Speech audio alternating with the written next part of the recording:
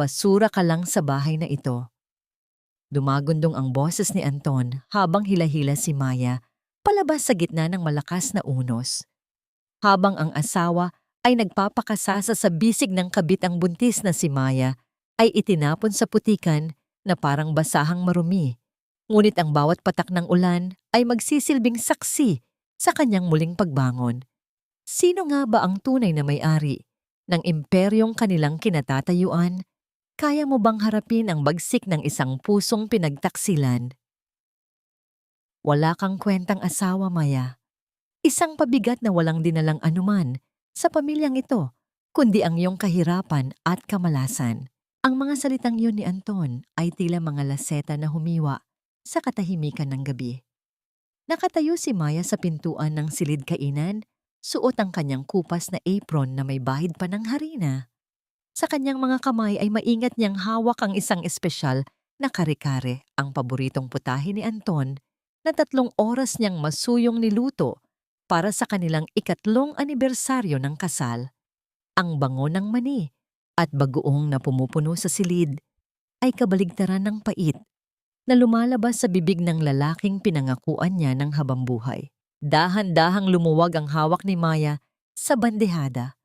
Ramdam niya ang panginginig ng kanyang mga daliri hanggang sa tuluyan ng madulas ang pinggan mula sa kanyang kamay. Ang pagkain na pinaghirapan niya ay tumapon sa sahig, kumalat ang kulay dilaw na sarsa sa mamahaling tiles, tila isang simbolo ng kanyang dangal na niyuyurakan sa mga sandaling iyon. Hindi niya narinig ang ingay ng pagbagsak, kundi ang mabilis at marahas na pintig ng kanyang sariling puso na tila gustong kumawala sa kanyang dibdib. Anton, anong sinasabi mo? Anibersaryo natin ngayon. Ang boses ni Maya ay halos isang bulong paos at puno ng hindi maipaliwanag na takot. Humakbang palapit si Anton, ang kanyang muka na dati ay puno ng tamis ay nabalot na ngayon ng puot at pagkadiri. Kasunod niya ay ang kanyang ina, si Doña Carmen, na nakapamaywang at may suot na mapangaping ngiti. Anibersaryo. Akala mo ba ay may dapat tayong ipagdiwang? Singhal ni Doña Carmen. Sawang-sawa na kaming pakainin ka, Maya. At ngayon, nalaman pa namin na balak mo kaming pagnakawan. Nasaan ang perang inilaan ko para sa pagpaparenovate ng bahay na ito? Alam kong ikaw ang kumuha dahil ikaw lang naman ang may access sa drawer ko. Hindi totoo yan, Mama. Hindi ko po magagawa yan sa inyo. Pagmamakaawa ni Maya, ang kanyang mga mata ay nagsimula ng manlabo dahil sa nagbabadyang mga luha. Ang totoo, ang perang tinutukoy ng biyenan ay lihim na ibinigay ni Anton sa kanyang kabit na si Clara para pambili ng luho, ngunit mas pinili nilang isisi ang lahat sa kanya. Huwag mo akong tawaging Mama. Wala akong anak na magnanakaw at hampas lupa. Sa isang mabilis na galaw, itinaas ni Doña Carmen ang kanyang kamay at isang malakas na sampal ang dumapo sa pisngi ni Maya. Nalingat ang ulo ni Maya sa lakas ng tama. Ang init ng palad ng biyanan ay gumuhit sa kanyang balat, ngunit ang mas masakit ay ang malamig na titig ni Anton na tila ba hindi siya nito nakikita bilang tao. Sa gitna ng sakit, dahan-dahang dinala ni Maya ang kanyang kamay sa kanyang tiyan. May isang lihim siyang gustong sabihin, isang balita na akala niya ay magliligtas sa kanilang relasyon. Anton, buntis ako. Magkakaroon na tayo ng anak. Ikbi ni Maya, umaasang kahit katiting na awa ay mayroon pa sa puso ng asawa. Ngunit tila lalong nag-apoy ang galit sa mga mata ni Anton. Lumapit siya at marahas na hinawakan ang braso ni Maya, pilit itong hinihila patungo sa pintuan. Huwag mo akong gamitan ng ganyang drama. Maya, kanino? Galing yan. Sigurado ka bang sa akin yan? O baka naman sa kung sinong lalaki sa kanto na kauri mo? Ang bawat salita ay tila mga karayom na tumutusok sa kaluluwa ni Maya. Paano nito nagagawang pagdudahan ang kanyang katapatan? Sa 3 taon nilang pagsasama, wala siyang ginawa, kundi magsilbi na parang alipin magtipid para sa kinabukasan nila at tiisin ang lahat ng pang-aalipusta ng pamilya nito. Lumabas ka na. Ngayon din, Sigaw ni Anton habang binubuksan ang malaking pinto ng mansyon. Sa labas ang langit ay tila nakikiramay sa pighati ni Maya. Ang malakas na ulan ay nagsimulang bumuhos kasabay ng mga kidlat na gumuguhit sa madilim na kalawakan. Walang awang itinulak ni Anton si Maya palabas. Nawalan ng balanse ang babae at bumagsak siya sa basang damuhan. Ang kanyang tuhod ay bumaon sa malamig na putik. "Huwag ka nang babalik dito, Maya. Mula sa araw na ito, hindi na kita asawa. At ang batang yan, huwag na huwag mong sasabihin na Valderrama ang apelyido niyan." Ang huling pangungusap ni Anton, bago nito malakas na isinara ang pinto, iniwan si Maya sa gitna ng unos. Nakaluhod si Maya sa ilalim ng ulan, ang kanyang buhok ay nakadikit na sa kanyang basang mukha. Ang bawat patak ng ulan ay humahapdi sa kanyang balat, ngunit mas matindi ang hapdi sa loob ng kanyang dibdib. Nanginginig ang kanyang buong katawan, hindi dahil sa lamig, kundi dahil sa matinding kawalang katarungan na kanyang nararanasan. Tumingala siya sa madilim na langit, ang kanyang mga luha ay humahalo sa ulan na dumadaloy sa kanyang mga pisngi. Bakit ang taong minahal niya ng buo ay siya ring taong dudurog sa kanya ng ganito? Bakit ang kanyang pagpapakumbaba ay itinuring na kahinaan? Sa gitna ng kadiliman at sa gitna ng malakas na dagundong ng kulog, isang katanungan ang umaling-awngaw sa isip ni Maya. Hanggang kailan siya mananatiling tahimik habang ang mundo ay tila tinatapak-tapakan ang kanyang pagkatao? Habang ang lamig ng ulan ay unti-unting nanunuot sa kanyang buto, naramdaman niya ang isang kakaibang sipa mula sa loob ng kanyang sinapupunan. Isang paalala na hindi na lang siya nag-iisa. Isang matalim na liwanag mula sa headlights ng isang sasakyan ang biglang tumama sa kanyang direksyon. Pinuputol ang kadiliman ng kalsada. Sino ang darating sa gitna ng ganitong oras at panahon? Ito na ba ang katapusan ng kanyang paghihirap o ang simula ng isang mas malaking bagyo sa kanyang buhay? Ang matalim na liwanag mula sa mga ilaw ng sasakyan ay tila humiwa sa makapal na kurtina ng ulan, direktang tumama sa namumutlang mukha ni Maya na nakasubsob sa malamig na putik. Sa gitna ng kanyang papalayong malay, naramdaman niya ang marahang paghinto ng isang malaki at marangyang sasakyan sa kanyang tabi. Ang tunog ng pintuan na bumubukas ay mabilis na nilamon ng dagundong ng langit, ngunit ang init ng isang makapal na kumot na biglang bumalot sa kanyang nanginginig na katawan ay sapat na upang malaman niyang hindi siya mamatay sa gabing iyon. Isang pares ng matitigas at tapat na mga braso ang bumuhat sa kanya mula sa pagkakalubog sa dumi. Inilayo siya mula sa impyerno ng bahay ng mga Valderrama na ngayon ay tila isang malabong anino na lamang sa gitna ng unos. Nagising si Maya sa isang silid na binalot ng amoy ng antiseptic at mamahaling pabango. Ang bawat hininga niya ay mabigat, tila may nakadagang malaking bato sa kanyang dibdib.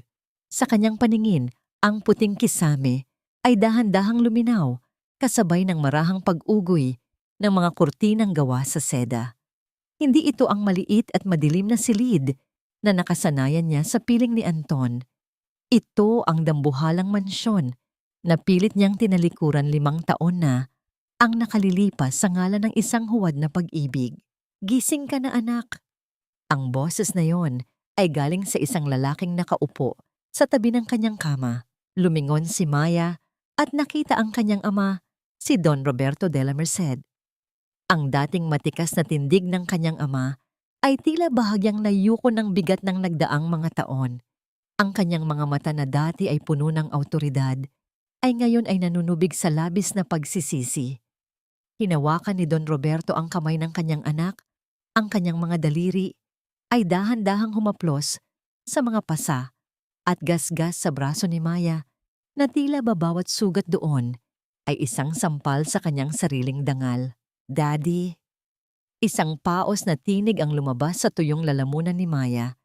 Sinubukan niyang bumangon ngunit ang bawat kalamnan sa kanyang katawan ay tila nagre-rebelde sa sakit. "Hush, Maya. Huwag kang piliting kumilos. You're safe now. Nandito ka na sa tahanan mo." Ang malumanay na sagot ni Don Roberto habang pilit na pinipigilan ang galit na kumukulo sa kanyang loob. Sisingilin ko sila, anak. Bawat patak ng luha mo, bawat latay sa iyong pagkatao, babayaran ng mga Valderrama ang lahat ng ito. I will wipe them out of Manila's business circle tomorrow.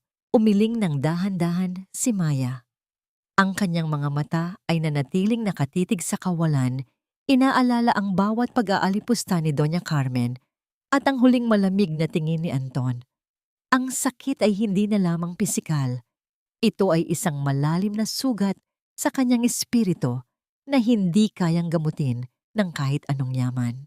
No, Daddy, not yet, bulong ni Maya. Kung reresbakan natin sila ngayon, iisipin lang nila na gumagamit ako ng kapangyarihan para maghiganti. Gusto kong isipin nila na tuluyan na nila akong dinurog. Hayaan nating maniwala sila na nagtagumpay sila sa kanilang kasamaan. Pero bakit, Maya, you are Adela Merced, hindi mo kailangang magtiis ng ganito? Ang boses ni Don Roberto ay puno ng hinagpis.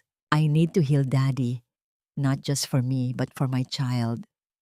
Ang kanyang kamay ay automatikong dinala sa kanyang tiyan kung saan nararamdaman niya ang munting buhay na tila humihingi rin ng katarungan. Gusto kong lumayo muna sa lahat. Sa Maynila, sa mga kamera, sa lahat ng plastic na tao. I want to go to Hacienda Esperanza. Doon ko gustong palakihin ang anak ko malayo sa laso ng mundong ito. Natahimik ang buong silid. Ang tanging maririnig ay ang mahinang tunog ng aircon at ang marahang paghinga ni Maya. Nakita ni Don Roberto ang kakaibang ningning sa mga mata ng kanyang anak. Hindi ito ang ningning ng galit, kundi ang malamig at matalim na determinasyon ng isang babaeng wala ng balak pang magpaapi kailanman. Dahan-dahang kinuha ni Maya ang isang folder na nasa gilid ng kanyang kama.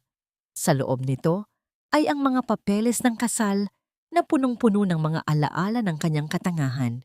Sa pamamagitan ng isang nanginginig na kamay, kinuha niya ang panulat. Hindi siya nag-atubili. Sa bawat guhit ng kanyang lagda sa divorce papers, tila ba pinuputol niya ang mga kadena na nagtali sa kanya sa loob ng 3 taon. Ang bawat titik ay isang deklarasyon ng kanyang kalayaan. Ipinapangako ko sa sarili ko, Daddy, sabi ni Maya habang ibinibigay ang papeles sa kanyang ama. Sa susunod na makita nila ako, hindi na nila makikilala ang babaeng itinapon nila sa ulan. But for now, let Maya Valderrama die in their memories. Ang magsisimulang muli ay si Maya de la Merced. Tumayo si Don Roberto at hinalikan ng noo ng kanyang anak. Ramdam niya ang lamig ng balat ni Maya, ngunit ramdam din niya ang apoy na nagsisimulang mag-alab sa kaibuturan ng puso nito. Lumabas ang Don sa silid upang tawagan ang kanyang pinakapinagkakatiwalaang tauhan, inuutos na ihanda ang lahat para sa lihim na paglipat ni Maya sa Batangas. Naiwan si Maya sa katahimikan ng malaking silid. Tumingin siya sa bintana kung saan ang bukang liwayway ay unti-unti nang sumisilip sa abot tanaw. Ang gabi ng kanyang pinakamatinding biyak ay natapos na, ngunit ang tanong na nananatili sa kanyang isipan ay tila isang tinik na ayaw bumitaw. Kaya nga ba ng katahimikan at distansya na burahin ang hapdi ng isang pag-ibig na naging lason o ang Hacienda Esperanza ay magsisilbi lamang na isang mitya para sa isang mas malaking pagsabog sa hinaharap. Ang bawat pag-ikot ng mga gulong ng sasakyan papalayo sa maingay at mausok na lungsod ng Maynila ay tila pagtanggal ng isa-isang tinik sa lalamunan ni Maya. Sa loob ng dambuhalang kotseng yon, nakatitig siya sa labas ng bintana, pinapanood ang pagpapalit ng tanawin mula sa matatangkad na gusali patungo sa malalawak na luntiang bukid ng Batangas. Ang sikat ng araw na tumatama sa mga dahon ng puno ay tila nagbibigay ng bagong pag-asa malayo sa madilim at mapang-aping anino ng mansyon ng mga Valderrama.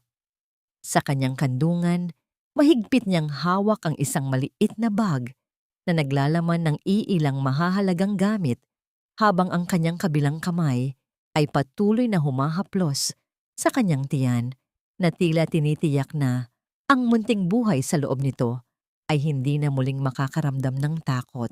Pagpasok ng sasakyan sa malaking tarangkahan ng Hacienda Esperanza, ang amoy ng sariwang lupa at halimuyak ng mga namumukadkad na rosas ay agad na bumalot sa kanyang pandama. Ang luntiang paraisong ito, ang tanging pamanang iniwan ng kanyang ina, isang lugar na puno ng mga alaala, ng pagkalinga at katahimikan. Nang huminto ang sasakyan sa harap ng isang antigong bahay na bato, sinalubong siya ng mga tauhan ng Dien Trang na may mga ngiting puno ng katapatan.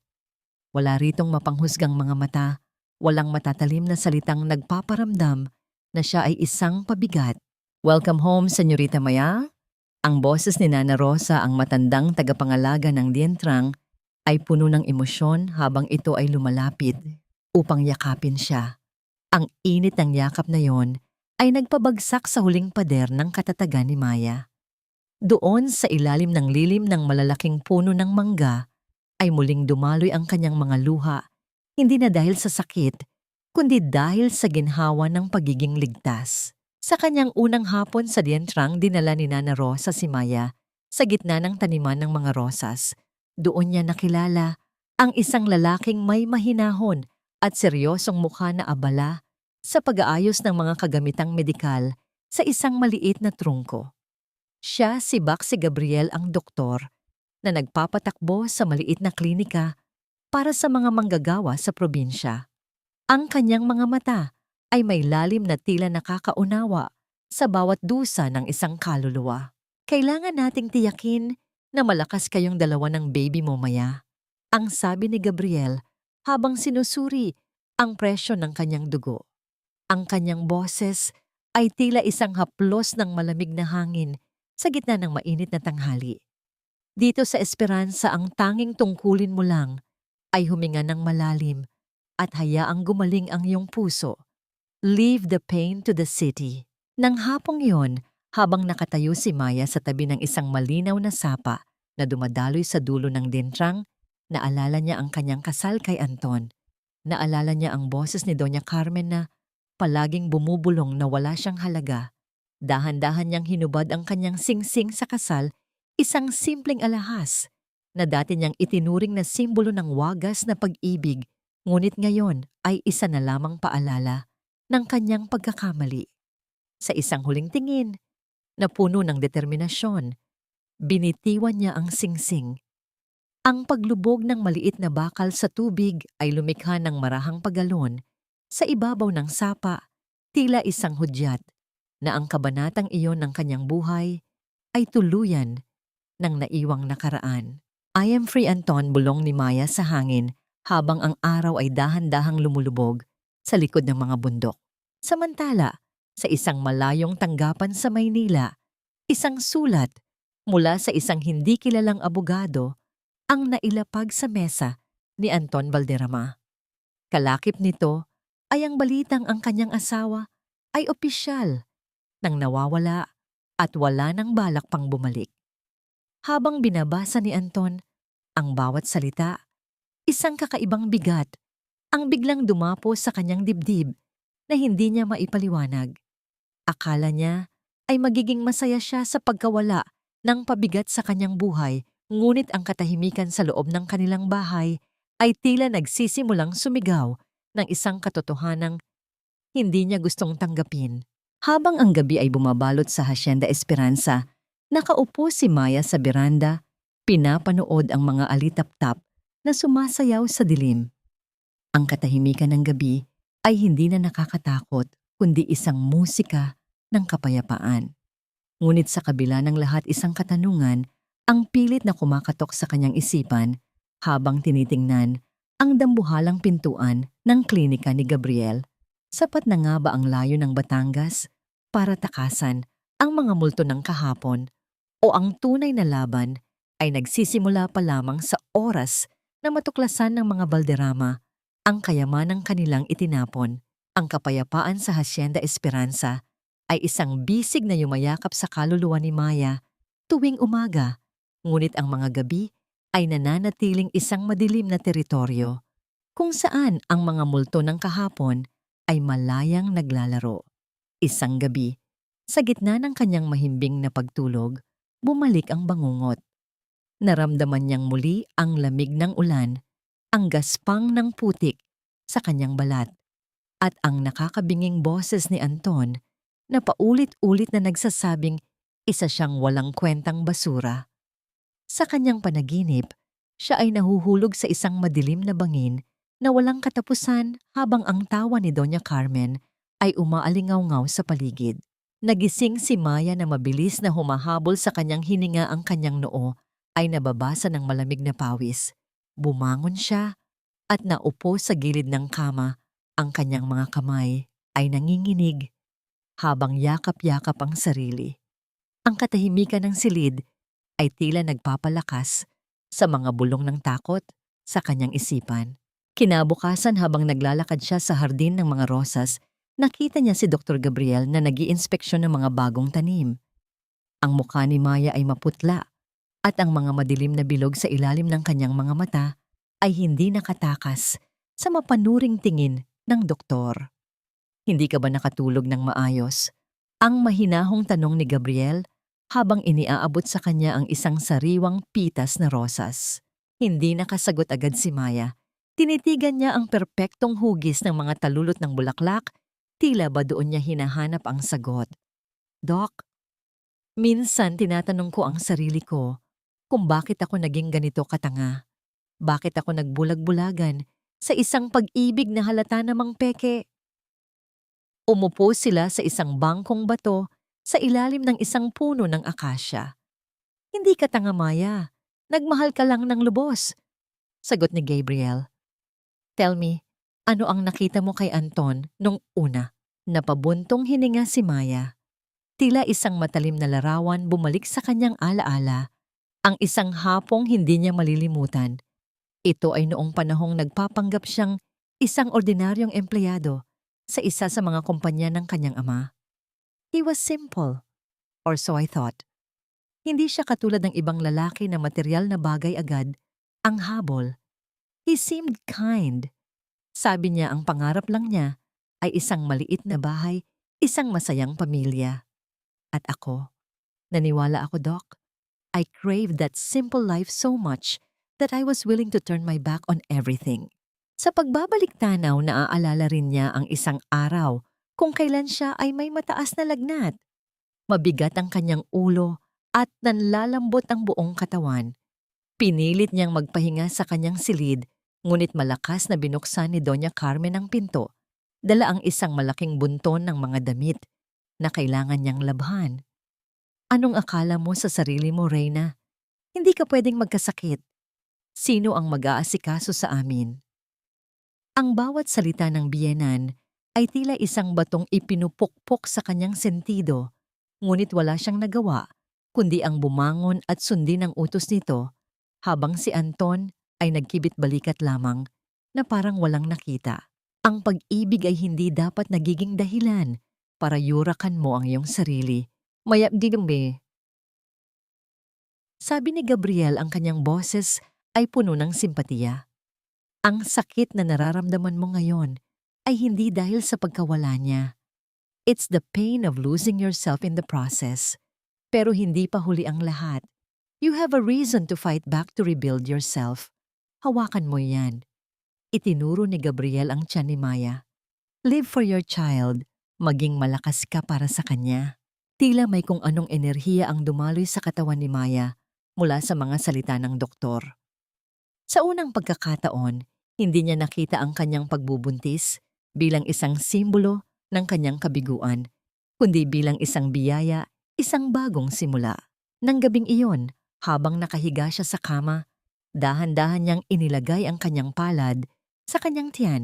Sa ilalim ng malambot na liwanag ng buwan na tumatagos sa bintana, kinausap niya ang kanyang anak sa unang pagkakataon. "Anak, pasensya na kung naging mahina si Mama, ha? Pero ipinapangako ko sa'yo mula ngayon, magiging matatag na ako. Para sa'yo. Hindi ko hahayaang maranasan mo ang sakit na dinanas ko. We will be happy, just the two of us." At sa sandaling iyon tila ba may sumagot sa kanyang mga salita. Isang bahagyang paggalaw, isang marahang sipa mula sa loob. Napasinghap si Maya at ang kanyang mga mata ay biglang napuno ng mga luha ng ligaya. Hindi na siya nag-iisa.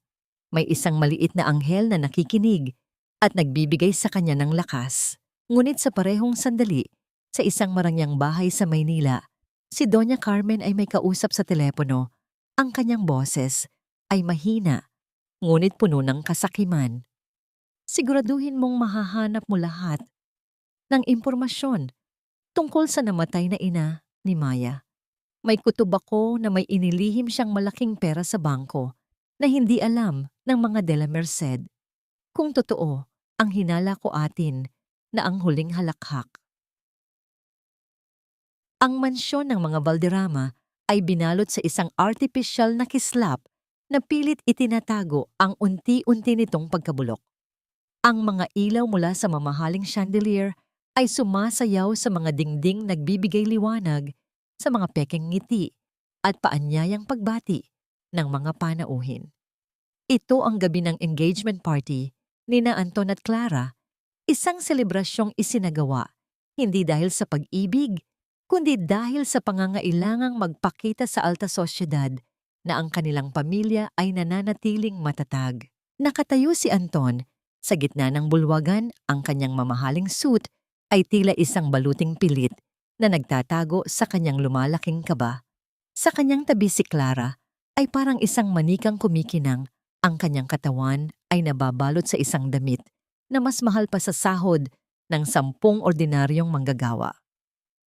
Oh babe, look at this crowd. Everyone who's anyone is here, ang sabi ni Clara habang iwinawagayway ang kamay na may suot na dambuhalang diamanteng singsing. We are the new power couple. Pilit nang ngumiti si Anton. Ang tanging nakikita niya ay hindi kapangyarihan, kundi ang tambak ng utang na kanyang pinirmahan para lamang maisakatuparan ng gabing ito.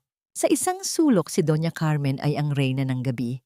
Ipinagmamalaki niya sa kanyang mga amiga ang kanyang bagong anak. Finally, nakahanap din si Anton ng isang babaeng nababagay sa aming pamilya. Ang kanyang boses ay puno ng pagmamataas. Hindi tulad ng dati na parang may daladalang malas sa bahay.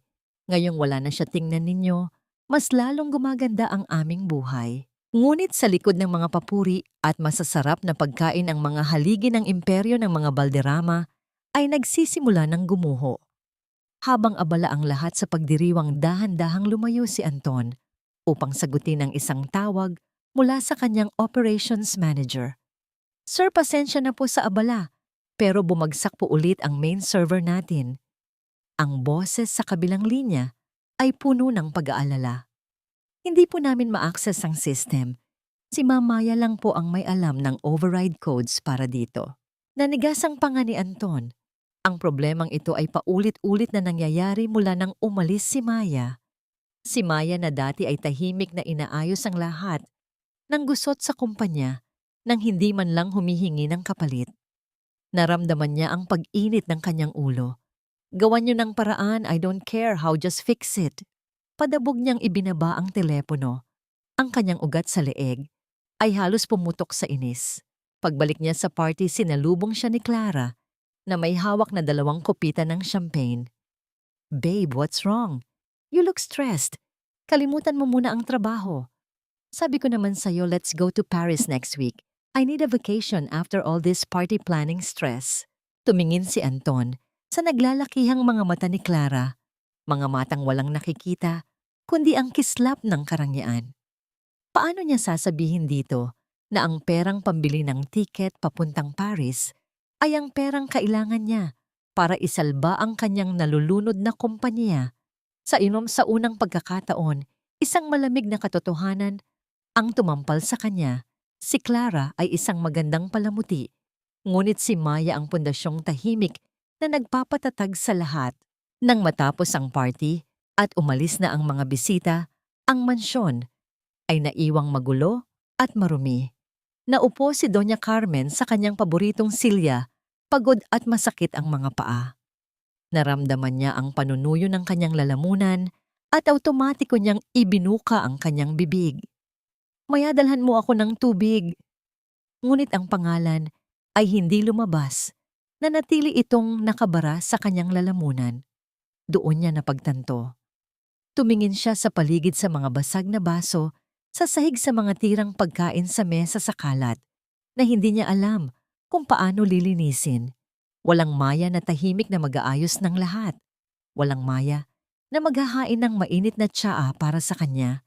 Ang katahimikan ng bahay ay biglang naging isang nakakabinging paalala ng isang presensyang nawala. Isang presensyang inakala niyang walang halaga. Sa gitna ng pag-iisip na yon, isang email ang pumasok sa telepono ni Anton. Ito ay mula sa isa sa kanilang pinakamalaki at pinakamahalagang silent partner. Habang binabasa ni Anton ang nilalaman, unti-unting nanlamig ang kanyang buong katawan at nawala ang lahat ng kulay sa kanyang mukha.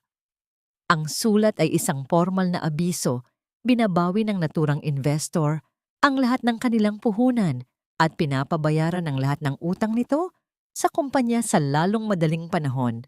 Ang baso ng alak na hawak ni Anton ay nalaglag mula sa kanyang nanginginig na kamay. Ang pagbagsak nito sa sahig na gawa sa marmol ay lumikha ng isang malakas na tunog na pumunit sa katahimikan ng gabi, tila isang hudyat na ang mapagpanggap nilang kaligayahan ay tuluyan ng nabasag. Ang bilog na buwan ay tila isang perlas na nakasabit sa itim na tersyopelo ng kalangitan.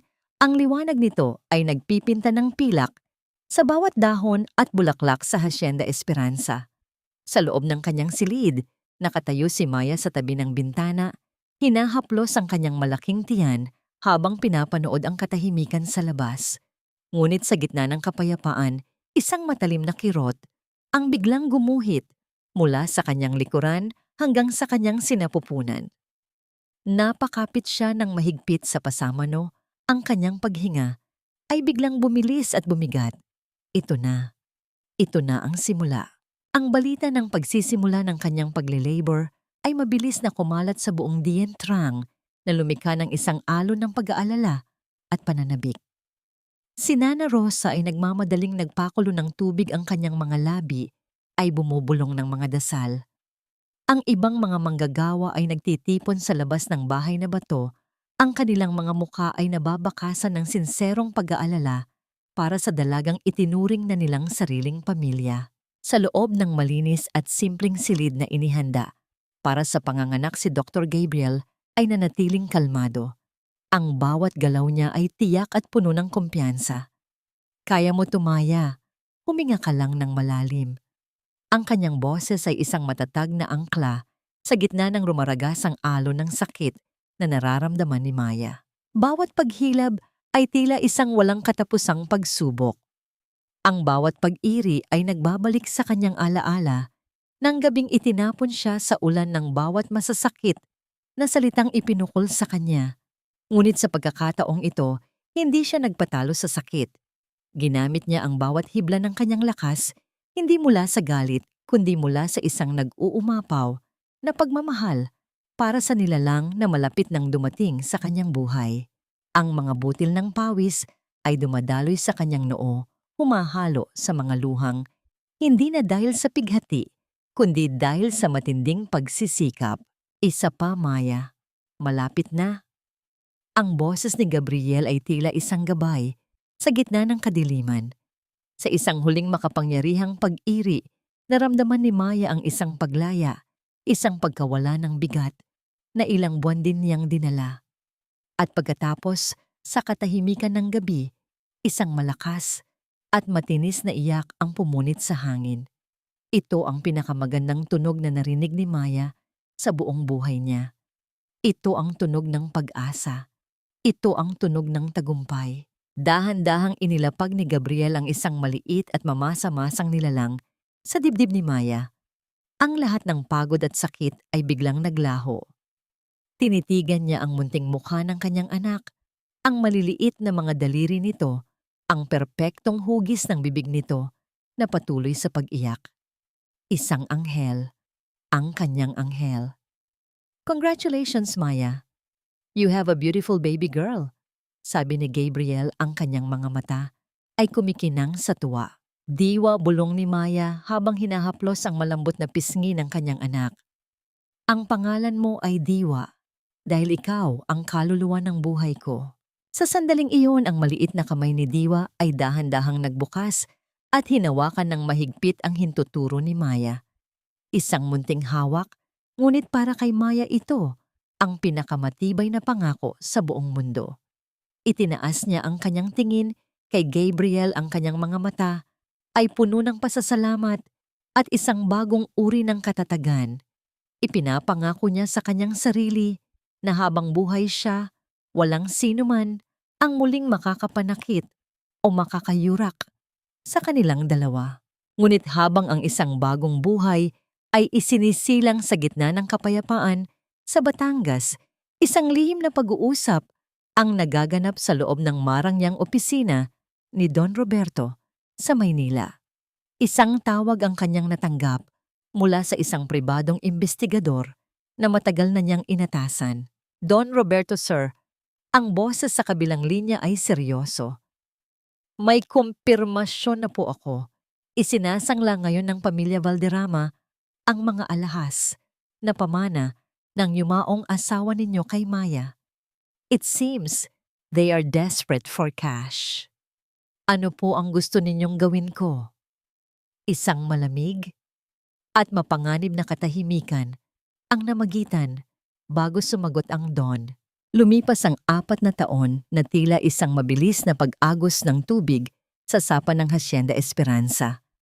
Ang bawat pagsikat ng araw ay hindi na lamang hudyat ng isang bagong araw, kundi isang patunay ng unti-unting paghilom at pagbabago. Ang dating babaeng may balikat na laging nakayuko at mga matang puno ng takot ay wala na. Sa kanyang lugar ay isang bagong Maya, isang babaeng ang bawat hakbang ay may bigat ng kumpiyansa at ang bawat ngiti ay may dalang katahimikan ng isang kaluluwang natagpuan na ang kanyang kapayapaan. Ang hardin ng mga rosas ay naging isang maunlad na negosyo sa ilalim ng kanyang pamamahala. Ang Roses of Esperanza ay naging kilala hindi lamang sa Batangas kundi maging sa matataas na hotel at event venues sa Maynila. Ang Maya na dati ay nasanay lamang sa paghawak ng walis at sandok ay bihasa na ngayong humawak ng pluma upang pumirma sa mga malalaking kontrata. Ngunit ang pinakamahalagang bulaklak sa kanyang hardin ay ang kanyang anak. Si Diwa ay lumaking isang bibo at matalinong bata. Ang kanyang halakhak ay tila isang musika na nagbibigay buhay sa bawat sulok ng dientrang. Mommy, look, I picked the prettiest one for you. Ang masayang sabi ng bata isang umaga habang iniaabot ang isang perpektong pulang rosas kay Maya na abala sa pag-aaral ng mga dokumento sa kanyang lamesa. Ang pagod sa mukha ni Maya ay napapalitan ng isang matamis na ngiti sa tuwing makikita ang maningning na mga mata ng kanyang anak. Sa kabila ng kanyang abalang buhay bilang isang ina at negosyante, may isang lihim na digmaang isinasagawa si Maya mula sa katahimikan ng kanyang opisina. Sa pamamagitan ng isang investment fund na maingat na pinapalakad ng mga pinagkakatiwalaang tao ng kanyang ama, isa-isa niyang binibili ang mga pagkakautang ng Valderrama Group of Companies. Bawat pirma niya sa isang dokumento ay tila isang paghabi ng isang malaking lambat na sa tamang panahon ay kanyang hihilahin upang tuluyang ilubog ang mga taong nagnakaw ng kanyang dignidad. Hindi ito paghihiganti na puno ng galit, kundi isang malamig at kalkuladong pagbawi sa kung ano ang nararapat. The final acquisition of their primary bank loan is complete, Ma'am Maya, ang sabi ng isang abogado sa kabilang linya ng isang video call. We now control 70% of their total debt. We hold their entire future in our hands. Just give the word. Hold your position, ang kalmadong sagot ni Maya. Let them feel the desperation a little longer.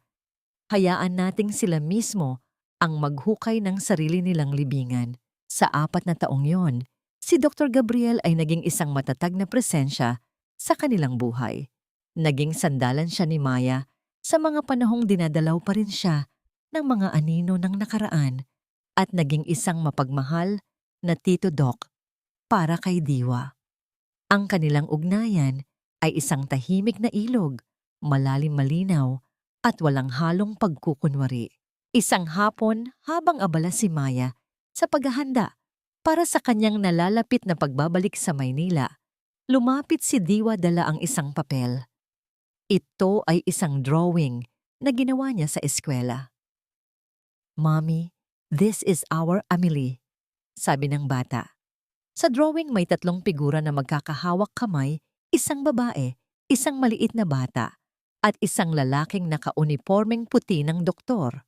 Tinitigan ni Maya ang drawing at sa isang iglap isang pamilyar na kirot ang bahagyang kumurot sa kanyang puso.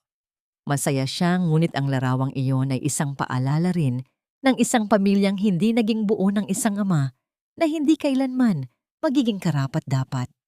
"It's beautiful, anak," ang sabi ni Maya habang niyayakap ng mahigpit ang kanyang anak, pilit na itinatago ang bahagyang pangingilid ng luha sa kanyang mga mata.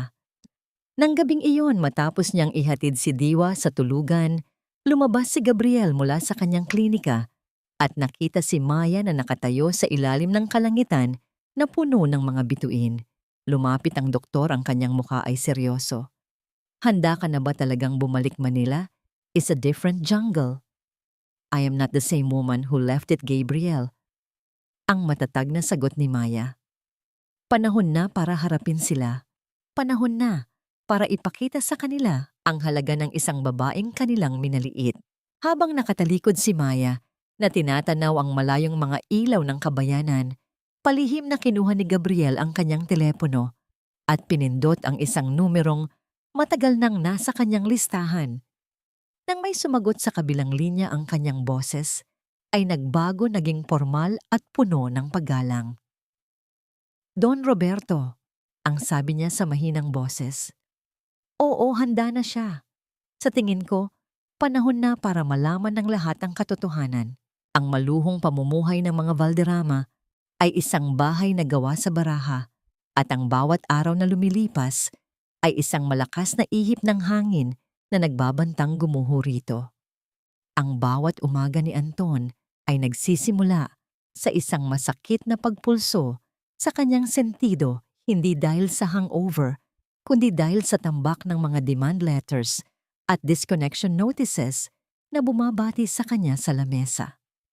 Ang dating matagumpay na Valderrama Group of Companies ay isa na lamang anino ng dati. Nitong kaluwalhatian, unti-unting nilalamon ng mga utang na tila isang buhangin na humihigop dito pababa. "Babe, my credit card was declined." Nakakahiya. I was in the middle of buying a new Hermes bag pa naman. Ang reklamo ni Clara isang umaga, habang pababa ng hagdan ng kanyang boses ay tila isang matinis na pako na dumudurog sa utak ni Anton. "Do something, Anton. Hindi ako pwedeng magmukhang pulubi sa mga kaibigan ko." "Clara, will you please shut up for once?" Ang boses ni Anton ay pagod at puno ng iritasyon. Isang bagay na hindi niya kailanman nagawa noon. "Wala tayong pera. Hindi mo ba naiintindihan? The company is dying. At lahat ng yan ay dahil sa mga walang kwenta mong investment suggestions at sa walang katapusan mong paglustay." Ang magandang mukha ni Clara ay biglang nabalot ng galit. "How dare you blame me? Baka nakakalimutan mo kasalanan mo kung bakit ka naghihirap ngayon. You chose me over that poor, pathetic Maya. Kung sana mas marami siyang pera, edi sana hindi tayo nagkakaganito." Ang kanyang mga salita ay isang malamig na sampal ng katotohanan na gumising sa diwa ni Anton. Sa kabilang banda, ang mundo ni Doña Carmen ay lumiit na lamang sa 4 na sulok ng kanilang mansyon. Hindi na siya makalabas upang makipagsosyalan sa kanyang mga amiga dahil sa takot na suklian lamang siya ng mga mapang-uyam na tingin at bulungan tungkol sa kanilang pagkalugi. Ang mga kapitbahay na dati ay bumabati sa kanya nang may paggalang ay ngayoy dumadaan na lamang na parang hindi siya nakikita. Ang pag-iisa ay unti-unting kumakain sa kanyang pagkatao at ang imahe ng manugang na kanyang itinaboy ay pilit na bumabalik sa kanyang isipan. Sa gitna ng kanilang desperasyon, isang balita ang dumating na tila isang sinag ng pag-asa mula sa langit. Isang malaki at misteryosong korporasyon, ang DM Holdings, ay nagpakita ng interes na bilhin ang kanilang kumpanya at akuin ang lahat ng kanilang pagkakautang. Ito na ang kanilang huling baraha, ang tanging pag-asa para makabangon muli mula sa kumunoy ng kahirapan. Isang gabi, habang nag-iisa si Anton sa kanyang madilim at magulong opisina, napadpad ang kanyang tingin sa isang lumang drawer. Binuksan niya ito at sa ilalim ng mga nagkalat na papeles, nakita niya ang isang maliit na litrato. Ito ay isang larawan ni Maya, kuha noong mga unang buwan ng kanilang pagsasama. Ang kanyang nangiti ay simple at totoo, ang kanyang mga mata ay puno ng pag-ibig at pagtitiwala. Naalala ni Anton kung paano nito pinaplansa ang kanyang mga damit, kung paano nito tinitimpla ang kanyang paboritong kape, kung paano nito tahimik na pinapasan ang lahat ng problema para lamang mapanatag ang kanyang loob. Siya ang kanyang anting-anting, ang kanyang swerte. At itinapon niya ito na parang basura. Isang mainit na likido ang biglang dumaloy sa kanyang mga pisngi. Huli na ang lahat, ngunit ngayon niya lamang naramdaman ang bigat ng isang pagsisising habang buhay niyang dadalhin. Kinabukasan, isang formal na imbitasyon ang dumating sa mansyon, nakasulat sa isang mamahaling papel na may gintong selyo. Ito ay mula sa DM Holdings. Inaanyayahan silang tatlo, si Anton, si Doña Carmen at si Clara, bilang fiancé sa isang formal na pagpupulong sa kanilang headquarters. Nakasaad sa sulat na ang mismong presidente at chairman ng kumpanya ang haharap sa kanila upang personal na talakayin ang mga detalye ng posibleng kasunduan. Ang puso ni Doña Carmen ay muling nabuhayan ng pag-asa. Ito na, Anton. Ito na ang sagot sa ating mga dasal. Ang sabi niya habang nanginginig ang mga kamay na hawak ang sulat. Magbihis kayo ng pinakamaganda ninyong damit. Kailangan nating magmukhang kagalang-galang. Kailangan nating makuha ang tiwala ng presidente ng DM Holdings kahit na anong mangyari. Ang kanyang mga mata ay kumikinang sa pananabik, walang kamalay-malay na ang taong kanilang pupuntahan ay ang parehong taong kanilang nilapastangan at itinuring na walang halaga. Ano? Ang hangin sa Maynila ay kasing bigat pa rin ng dati, ngunit para kay Maya ito ay may dala ng ibang pakiramdam. Hindi na ito ang hangin ng pang-aapi at pagdurusa, kundi ang hangin ng pagbabago at pag-angkin. Mula sa bintana ng kanyang penthouse suite na matatatagpuan sa pinakamataas na palapag ng isang 5-star hotel, tanaw niya ang buong syudad na dating naging saksi sa kanyang pagkasawi. Ngayon, ang syudad na ito ay magiging entablado ng kanyang muling pagbangon. Are you sure you don't want me to come with you, anak? Ang tanong ni Don Roberto, ang kanyang boses, ay may bahid ng pag-aalala. Umiling si Maya, isang matatag na ngiti ang gumuhit sa kanyang mga labi. Kaya ko na po ito, Daddy. This is a battle I have to win on my own. Ang kanyang suot ay isang simpleng ngunit eleganteng business suit na nagpapatingkad sa kanyang bagong hubog na kumpiyansa.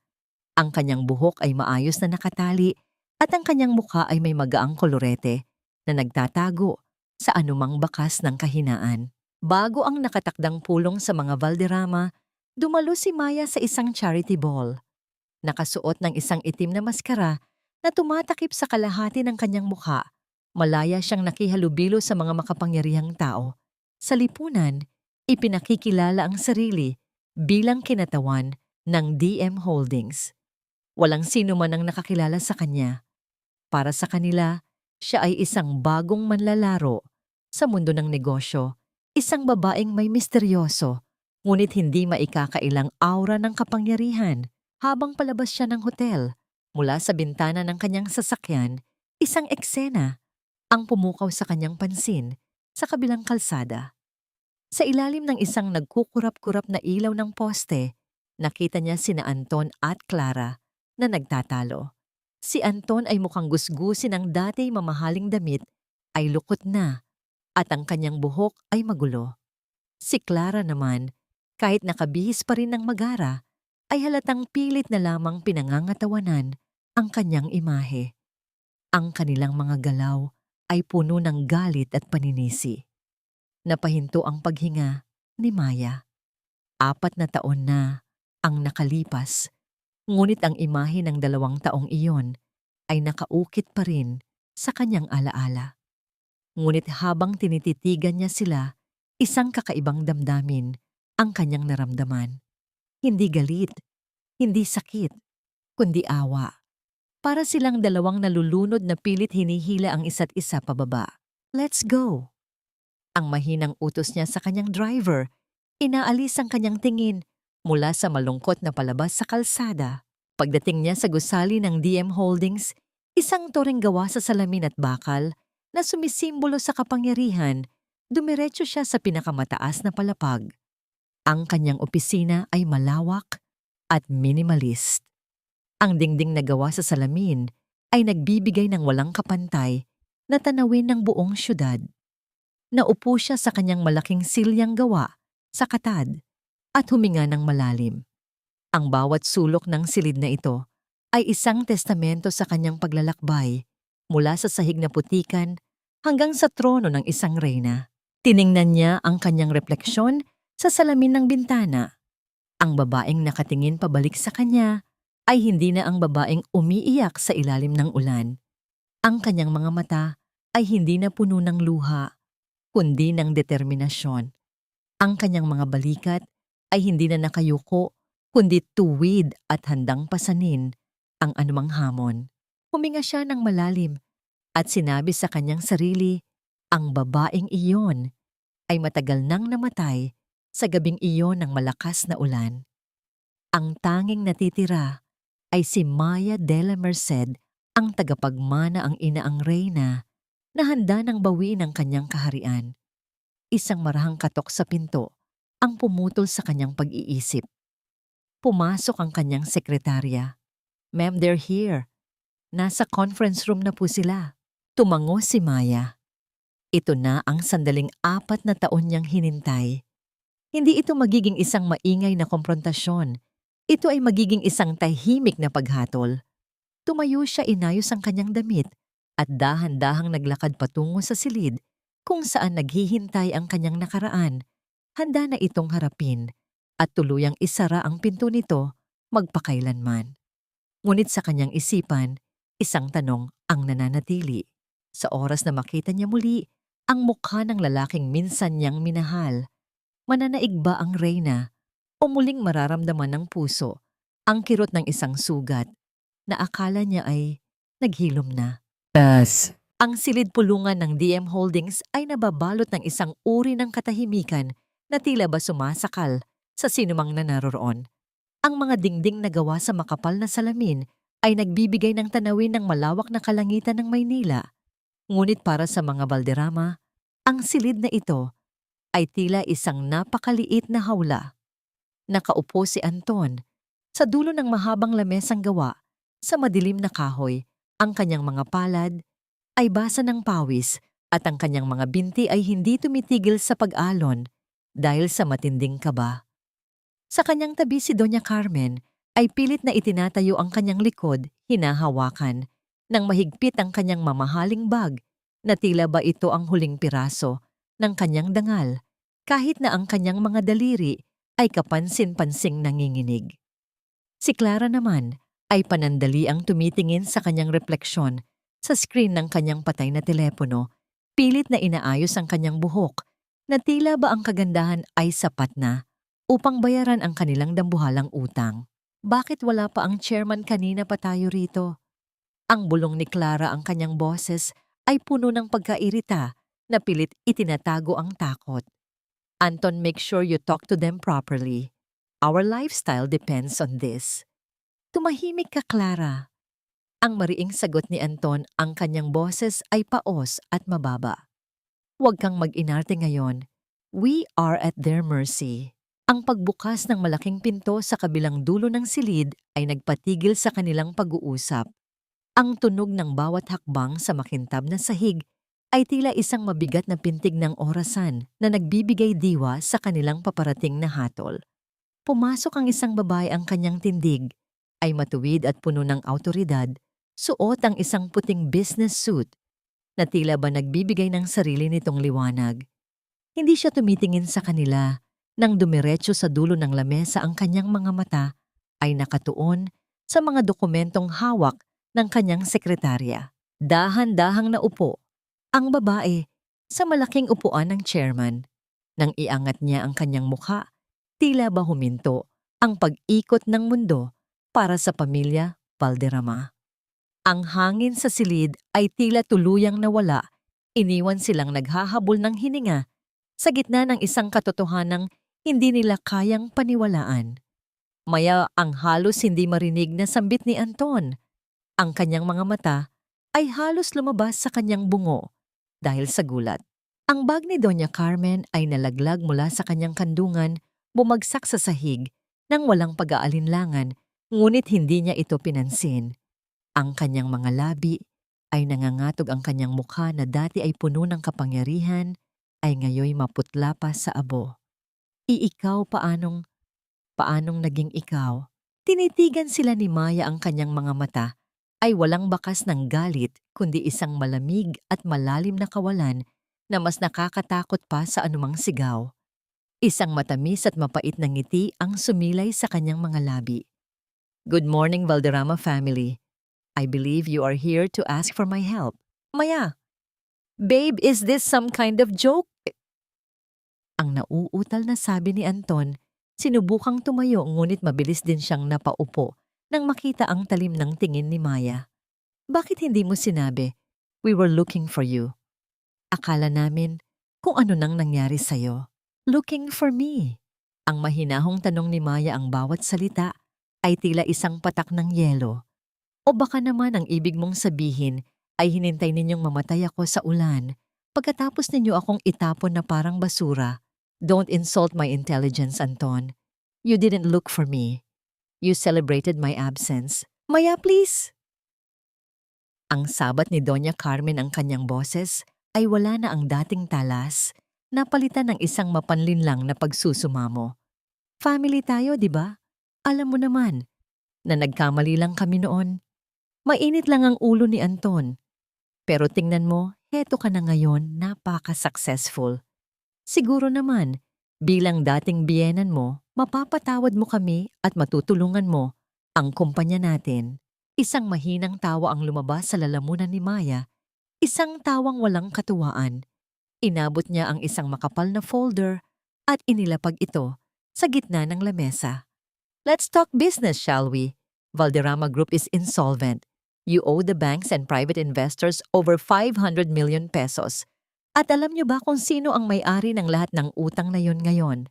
Kinuha ni Maya ang isang dokumento at ipinakita sa kanila. DM Holdings. Ako ang may-ari ng bawat pader ng mansyon ninyo. Ako ang may-ari ng bawat upuan sa opisina ninyo. Ang bawat sentimong ginagastos ninyo sa mga luho ninyo ay utang na sa akin. Nanigas si Clara sa kanyang kinauupuan. Ang kanyang muka ay nabalot ng inggit at takot. Hindi maaari. You were just a nobody, isang dukha. Tumingin si Maya kay Clara, pagkatapos ay kay Doña Carmen. Sabi niyo noon, basura ako sa bahay ninyo. Sabi niyo, wala akong silbi kundi ang ubusin ang pera ninyo. Lumapit si Maya ng bahagya sa lamesa, ang kanyang tinig ay naging mas malamig pa. Kaya heto ako ngayon. Tinatapos ang paglilinis sa bahay ninyo. Tatanggalin ko ang lahat ng dumi at basura. Simula sa inyong tatlo. Maya, please, huwag mong gawin ito. Ang sigaw ni Anton tuluyan nang bumigay ang kanyang katatagan at nagsimulang dumaloy ang mga luha sa kanyang mukha. Anak mo, ang anak natin, isipin mo naman ang bata. You can't let your child's father become a beggar. Sa pagbanggit ni Anton sa kanyang anak, tila ba may isang mitya na nagsindi sa kaibuturan ng puso ni Maya. Dahan-dahan siyang tumayo, ang kanyang aura ay naging mas nakakakilabot. Huwag na huwag mong gagamitin ang anak ko para iligtas ang sarili mo, Anton. Ang anak ko ay walang ama. Ang ama niya ay namatay na sa puso ko noong gabing hayaan mong sipain ako ng nanay mo palabas sa gitna ng bagyo. Tumalikod si Maya at naglakad patungo sa malaking bintana, tinatanaw ang syudad na tila nasa ilalim ng kanyang mga paa. I'll give you 24 hours to vacate the mansion. After that, everything will be seized. Ang lahat ng gamit ninyo, ang lahat ng alahas na ninakaw ninyo sa akin, ibabalik ninyo sa ayaw at sa gusto nyo. Maya mag-usap tayo. Ang habol na sigaw ni Doña Carmen habang pilit silang inilalabas ng mga security guard sa silid. Naiwan si Maya sa katahimikan ng kanyang opisina. Ramdam niya ang mabilis na pagtibok ng kanyang dibdib, ang panginginig ng kanyang mga daliri, na pilit niyang itinago kanina. Ang tagumpay ay narito na, ang karma ay tuluyan nang dumating para sa mga Valderrama. Ngunit habang nakatingin siya sa kanyang refleksyon sa salamin, isang mabigat na tanong ang muling dumapo sa kanyang isipan. Ang katarungan ba ay sapat na upang burahin ang bawat latay sa kanyang puso? O ang pagsingil sa utang ng nakaraan ay simula lamang ng isang mas malalim at mas masakit na pag-iisa? Ang hangin sa loob ng opisina ni Maya ay tila naging kasing talim ng mga bubog na nagkalat sa sahig matapos ang marahas na pagpasok ni Clara. Hindi na ito ang babaeng kumikinang sa ilalim ng mga chandelier. Ang kanyang mga mata ay naniningkit sa desperasyon at ang kanyang labi ay nanginginig, hindi dahil sa takot kundi dahil sa matinding pagngangalit. Sa kanyang mga kamay ay mahigpit niyang hawak ang isang luma at naninilaw na sobre ang huling baraha na inaakala niyang magpapabagsak sa reynang nasa kanyang harapan. Akala mo ba ay nanalo ka na, Maya? Ang boses ni Clara ay puno ng lason, bawat salita ay tila isang sumpa na ipinupukol sa katahimikan ng silid. You think you can just take everything and leave us with nothing? May hawak ako, Maya. Isang lihim na siguradong ikadudurog ng iyong muling na buong mundo. Alam ko ang katotohanan tungkol sa pagkamatay ng iyong ina. Nanatiling kalmado si Maya, ang kanyang mga kamay ay maayos na nakapatong sa ibabaw ng kanyang lamesa. Ang bawat hininga niya ay kontrolado, isang kabaligtaran ng nagbabadyang pagsabog ni Clara. Ang katotohanan, ang mahinahong tugon ni Maya, ang kanyang tinig, ay tila isang malamig na haplos ng hangin. Ibig mo bang sabihin ay ang papel ni Doña Carmen sa pagmamanipula ng mga gamot ni Mommy noon upang mapabilis ang kanyang pagpanaw? O ang katotohanang matagal mo na itong alam at ginamit mo ring panakot sa kanila upang makuha ang gusto mo? Ang kulay sa mukha ni Clara ay biglang naglaho na palitan ng isang maputlang anyo ng pagkagulat. Ang sobrang hawak niya ay dahan-dahang lumuwag sa kanyang pagkakahawak. Hindi niya inaasahan na ang mitya ng kanyang pagsabog ay matagal nang pinatay ni Maya bago pa man niya ito masindihan. Matagal ko nang alam ang lahat, Clara. Pagpapatuloy ni Maya habang dahan-dahang tumatayo. Nakahanda na ang lahat ng ebidensya. Hindi ako natatakot sa mga pananakot mo dahil ang hustisya ay hindi nagmamadali, ngunit ito ay laging dumarating sa tamang panahon. At para sa'yo, wala ka ng barahang natitira sa gitna ng kanyang pagkapahiya at matinding takot sa posibleng pagkabilanggo. Ang tunay na kulay ni Clara ay tuluyan ng lumabas. Wala itong katapatan, wala itong pag-ibig. Bumalik siya sa mansyon ng mga Valderrama hindi upang tumulong, kundi upang isagawa ang huling pagtataksil.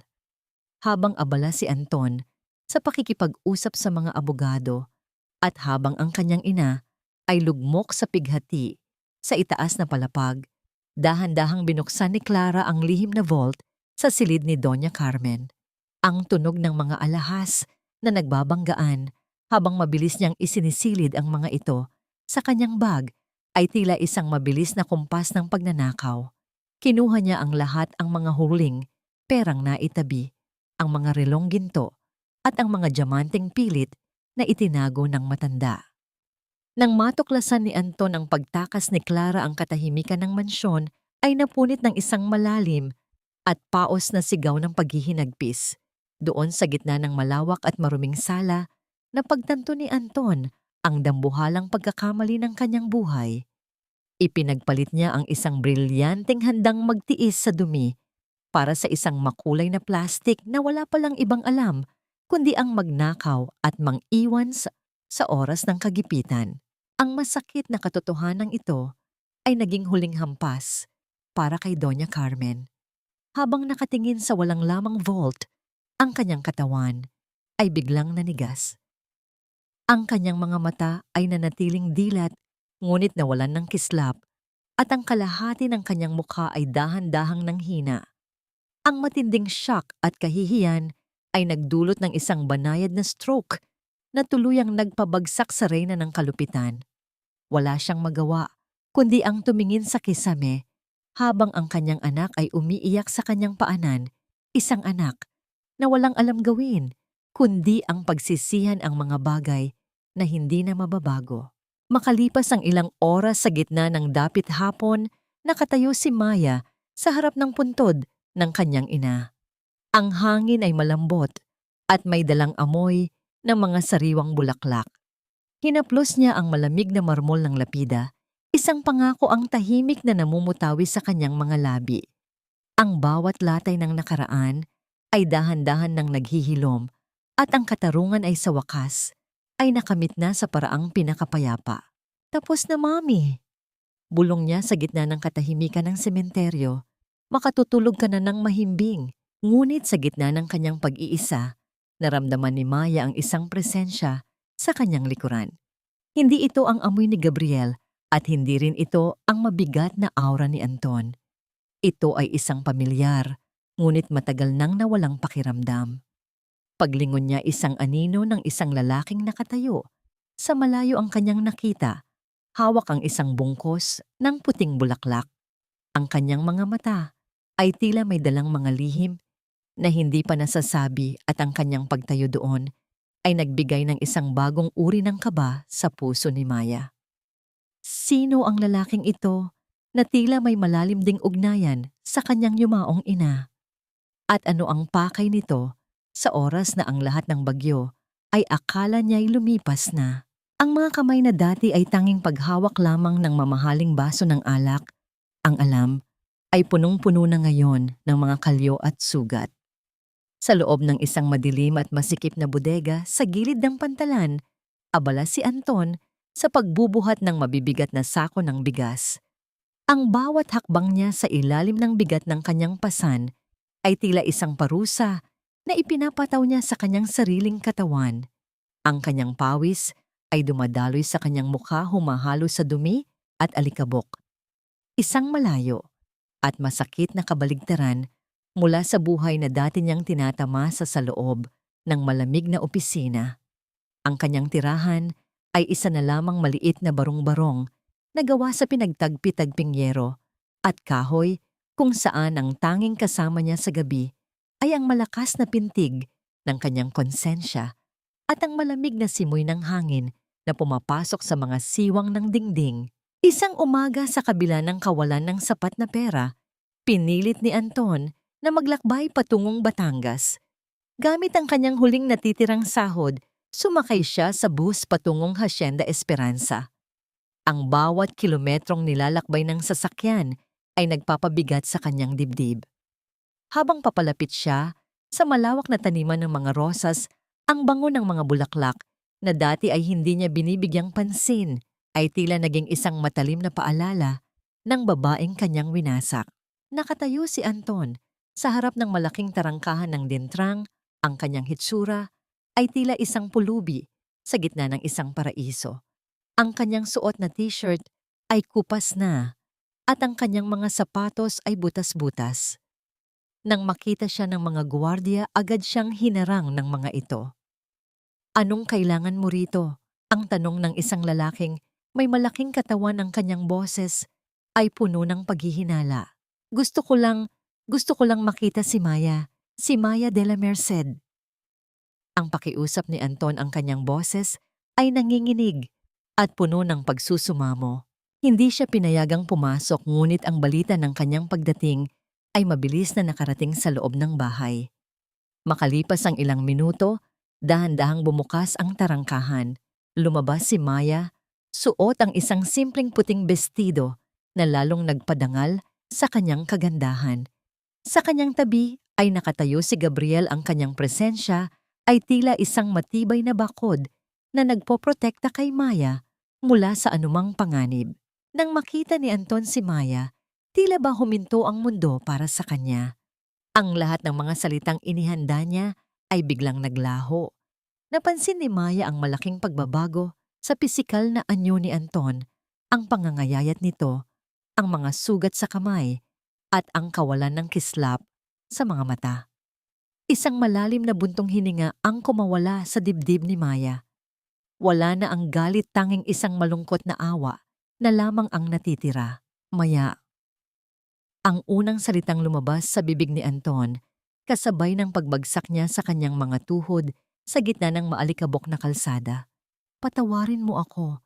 Patawarin mo ako sa lahat ng kasamaang ginawa ko sa iyo. Tumayo ka dyan, Anton, ang mahinahong sabi ni Maya. Ngunit ang lamig sa kanyang tinig ay hindi maikakaila. Hindi kailangang magkaroon ng ganitong eksena. I was so stupid, Maya. Ipinagpalit ko ang lahat para sa isang taong walang ibang alam, kundi ang nakawin ang huling dignidad namin. I lost everything but losing you. Losing you was the biggest mistake of my life. Hikbi ni Anton, ang kanyang mga balikat ay nayuyugyog sa tindi ng kanyang iyak. Please give me one more chance. Magtatrabaho ako kahit ano gagawin ko, makuha lang ulit ang tiwala mo. Sa sandaling iyon, mula sa di kalayuan sa loob ng hardin, isang maliit na batang babae ang tumatakbo habang humahabol sa isang makulay na paru-paro. Ang halakhak ni Diwa ay umalingaw-ngaw sa paligid, tila isang liwanag na pumasok sa madilim na mundo ni Anton. Nanigas ang lalaki nang makita ang bata. Ang mga mata ni Diwa, ang hugis ng kanyang ilong, at ang kanyang nangiti, ito ay isang buhay na refleksyon ng kung ano ang maaari sanang naging buhay ni Anton kung hindi siya naging tuso at talamak. Anak ko ba siya? Ang tanong ni Anton, ang kanyang mga mata ay nananatiling nakatitig sa bata mula sa malayo. Huminga ng malalim si Maya at tumingin din kay Diwa. Anak ko siya, Anton. Siya ang bunga ng aking pagdurusa at ang dahilan ng aking muling pagkabuhay. At ikaw ay isang estranghero sa kanyang buhay. Hindi mo siya kailanman magiging anak dahil ang isang ama ay hindi kailanman hahayaang mamatay sa ulan ang kanyang asawa habang daladala ang kanyang anak. Maya, please. Kahit makita ko lang siya ng malapit. Kahit mahawakan ko lang ang kamay niya. Pakiusap ni Anton. Susubukan sana niyang gumapang palapit, ngunit humarang si Gabriel sa kanyang harapan. Go home, Anton! Ang sabi ni Gabriel, ang kanyang boses ay mababa, ngunit puno ng babala. Hindi mo na sila pag-aari. Ang pagpunta mo rito ay nagdudulot lamang ng sakit na matagal na nilang kinalimutan. Kung talagang nagsisisi ka, ipakita mo yon sa pamamagitan ng paglayo. Tumingin si Maya kay Anton sa huling pagkakataon. Pinatawad na kita, Anton. Pinatawad kita, hindi dahil karapat-dapat ka, kundi dahil gusto kong maging malaya na ang puso ko mula sa'yo. Ngunit ang pagpapatawad ay hindi nangangahulugang pagbabalik. Ang buhay namin ay wala ng puwang para sa'yo. Tumalikod si Maya at dahan-dahang naglakad pabalik sa loob ng dientrang, kasunod si Gabriel.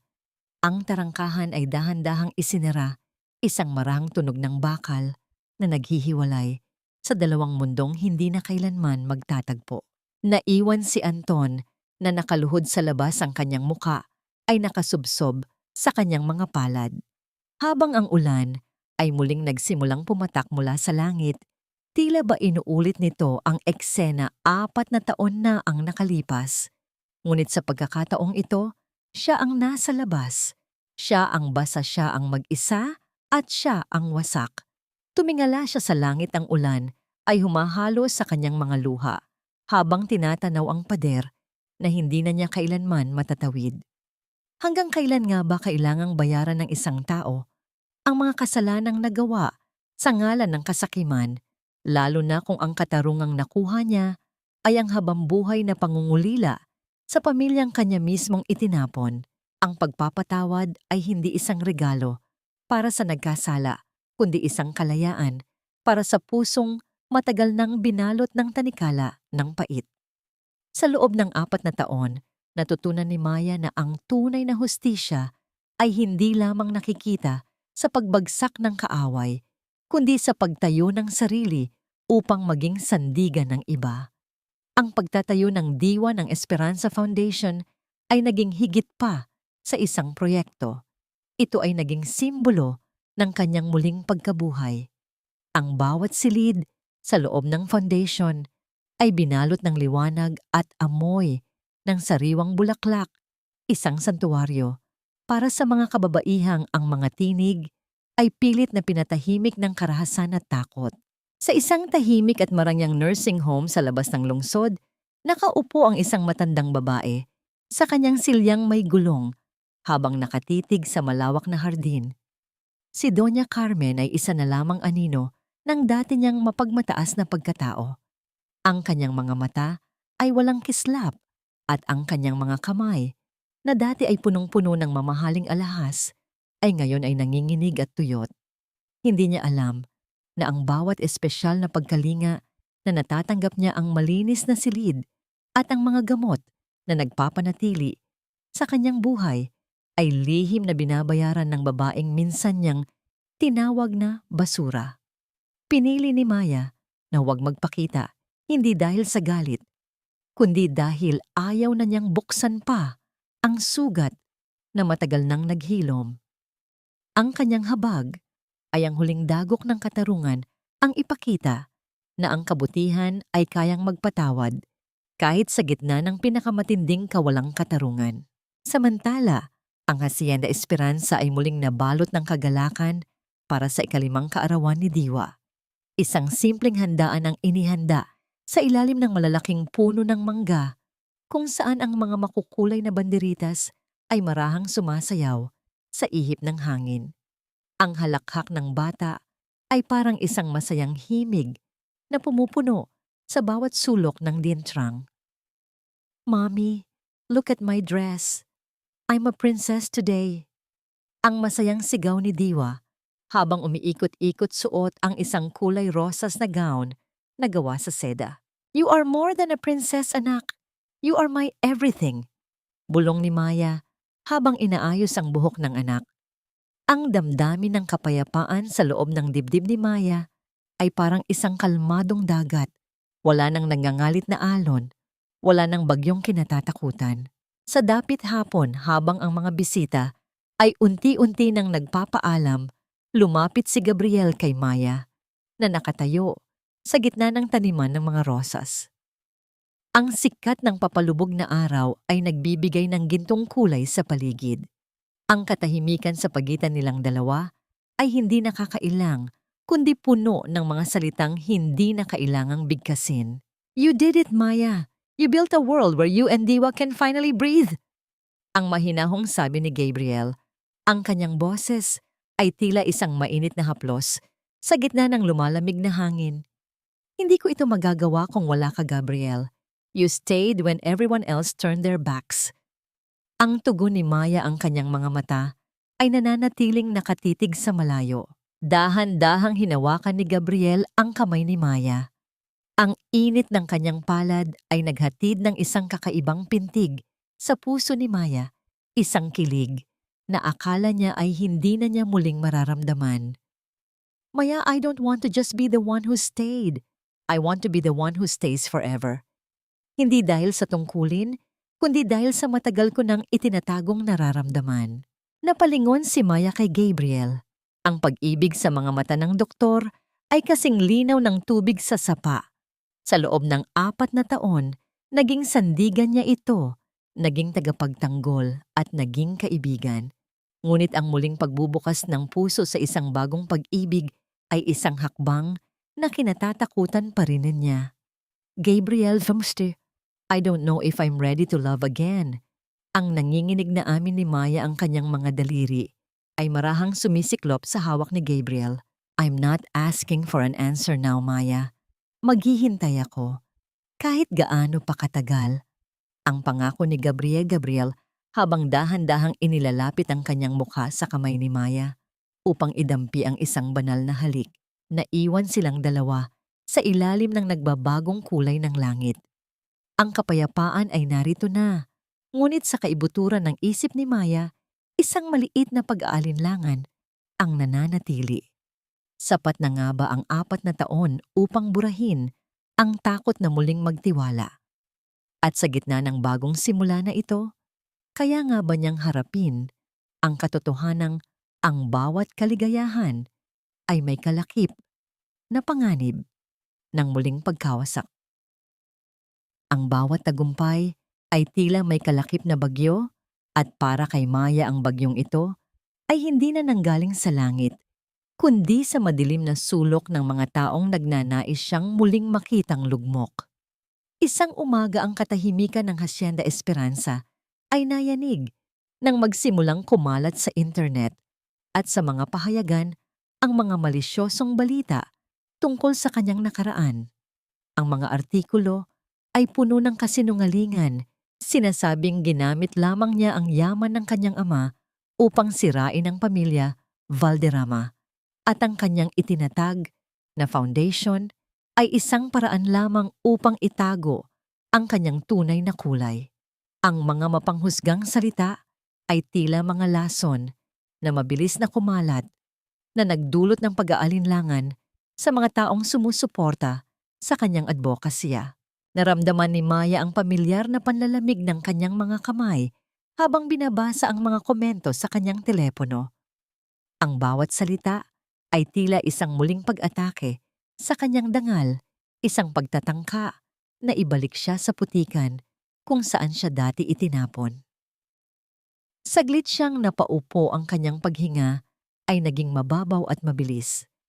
Ang takot na muling mawala ang lahat ng kanyang pinaghirapan ay tila isang malaking alon na nagnanais siyang lunurin. Ngunit sa gitna ng kanyang pag-aalinlangan, nakita niya ang mga kababaihan sa loob ng foundation, mga babaeng biktima rin ng karahasan, na ngayoy unti-unti nang nakakatayo sa sarili nilang mga paa. Nakita niya ang kanilang mga mata na puno ng pag-asa, mga matang nakatingin sa kanya bilang kanilang sandigan. Doon niya napagtanto na ang pananahimik ay hindi na opsyon. Ang Maya na dating umiiyak sa isang tabi ay matagal na niyang ibinaon sa limot. Isang press conference ang agad na ipinatawag ni Maya sa harap ng kumpanya. Ang bawat pagliwanag ng mga lente ng kamera at ang mabilis na pagsulat ng mga mamamahayag ay hindi nagpagitla sa kanya. Tumayo siya nang matuwid ang kanyang anyo ay puno ng bungjaya at hindi matinag na katatagan. Sa halip na magtanggol gamit ang mga teknikal na salita, pinili niyang magsalita mula sa kanyang puso. Sinasabi ninyo na ako ay nagmamanipula. Sinasabi ninyo na ang yaman ko ang nagpapatakbo sa akin. Ang kanyang boses ay malinaw at umaalingaw-ngaw sa buong silid. Walang bakas ng panginginig. Ngunit ang hindi ninyo nakikita ay ang mga peklat na daladala ko.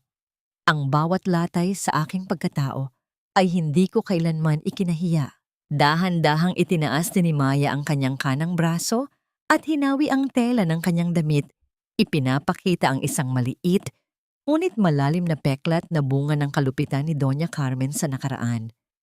Ang lahat ay natahimik, ang tanging maririnig ay ang marahang paghinga ng mga taong nakikinig. Ang peklat na ito ang aking medalya. Ito ang patunay na ako ay nabuhay, lumaban at nagtagumpay.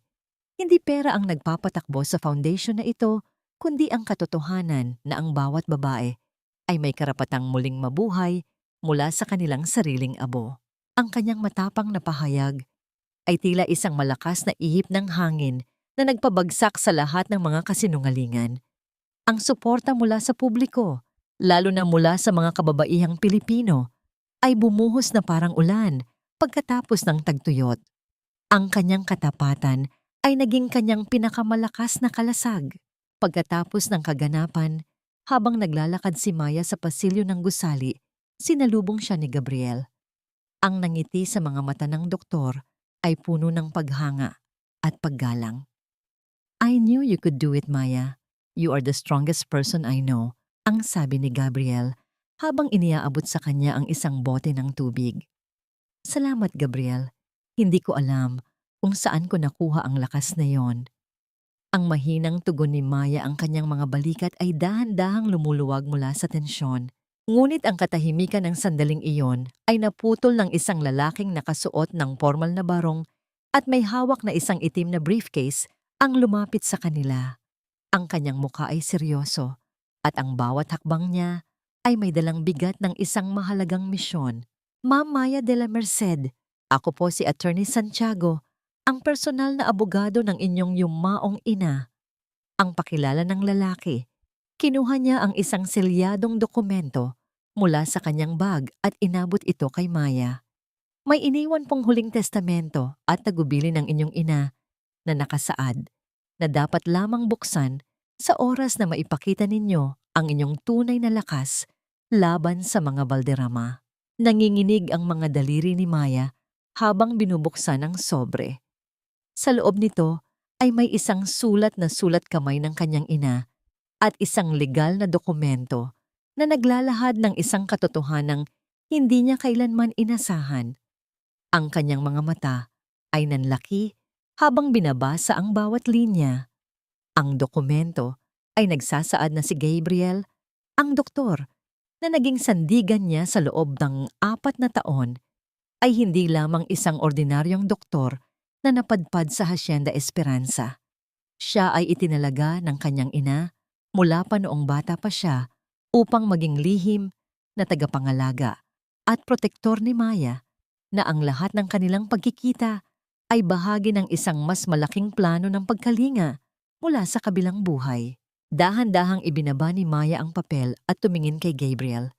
Ang kaba sa kanyang dibdib ay napalitan ng isang malalim na kalituhan at sakit. "Gabriel, totoo ba ito? Ang lahat ba ng ito? Ang lahat ng pagkalinga mo ay dahil lamang sa isang utos?" Ang kanyang boses ay puno ng pait at ang kanyang mga mata ay nagsimulang mapuno ng mga luha ng pag-aalinlangan, habang ang katahimikan sa pagitan nila ay naging kasing bigat ng isang pader na muling naghihiwalay sa kanilang mga puso. Ang mga papel na hawak ni Maya ay tila naging kasing bigat ng dambuhalang bato. Bawat salitang nakasulat doon ay parang isang hampas ng katotohanan na nagpaguho sa pundasyon ng kanyang muling nabuong tiwala. Tinitigan niya si Gabriel, ang lalaking sa loob ng 4 na taon ay naging kasing kahulugan ng kaligtasan at kapayapaan sa kanyang isipan. Ang mukha ng doktor ay nanatiling tahimik, ngunit ang kanyang mga mata ay puno ng isang uri ng pighati na tila ba matagal na niyang pasan-pasan. Lahat ba ng ito ay isang malaking pagkukunwari, Gabriel? Ang boses ni Maya ay gumuho sa gitna ng silid-puno ng pait at matinding pag-aalinlangan. "Ang bawat paggamot mo sa akin, ang bawat oras na nakikinig ka sa mga sakit ko, ang bawat ngiti mo kay Diwa, trabaho lang ba ang lahat ng iyon? Isang utos mula sa isang dokumento?" Dahan-dahang humakbang palapit si Gabriel, ngunit agad na umatras si Maya. Ang kanyang mga kamay ay nanginginig habang yakap ang kanyang sarili. Ang distansya sa pagitan nila ay tila naging isang malawak na bangin na hindi na kayang tawirin. Maya, hindi ganoon kadali ang lahat. Ang mahinang tugon ni Gabriel, ang kanyang tinig ay paos at tila galing sa kaibuturan ng kanyang pagkatao. "Nang mamatay ang iyong ina, nangako ako sa kanya. I was a young medical student then, at ang pamilya de la Merced ang nagpaaral sa akin. Ang huling hiling ng iyong ina ay magkaroon ka ng isang lihim na tagapangalaga, isang taong sisiguraduhin na mayroon kang matatakbuhan sa oras na ang mundo ay maging malupit sa'yo. Yes, I was sent here for you, but everything else, everything I felt, that was never in the contract. But you lied to me." Ang sigaw ni Maya ang mga luha ay tuluyan ng dumaloy sa kanyang mga pisngi, mainit at masakit. Matapos ang lahat ng ginawa ni Anton, akala ko ay nakatagpo na ako ng isang bagay na totoo. Akala ko ay may isang taong nagmamahal sa akin nang walang ibang dahilan, kundi dahil ako, si Maya. Pero pati pala ang presensya mo sa buhay ko ay bahagi ng isang plano. How can I trust anything now? Nanatiling nakayuko si Gabriel. Ang katahimikan sa loob ng silid ay tila naging kasing bigat ng isang hatol. Alam niya na ang bawat salita niya ay hindi sapat upang gamutin ang sugat na muling bumukas sa puso ni Maya.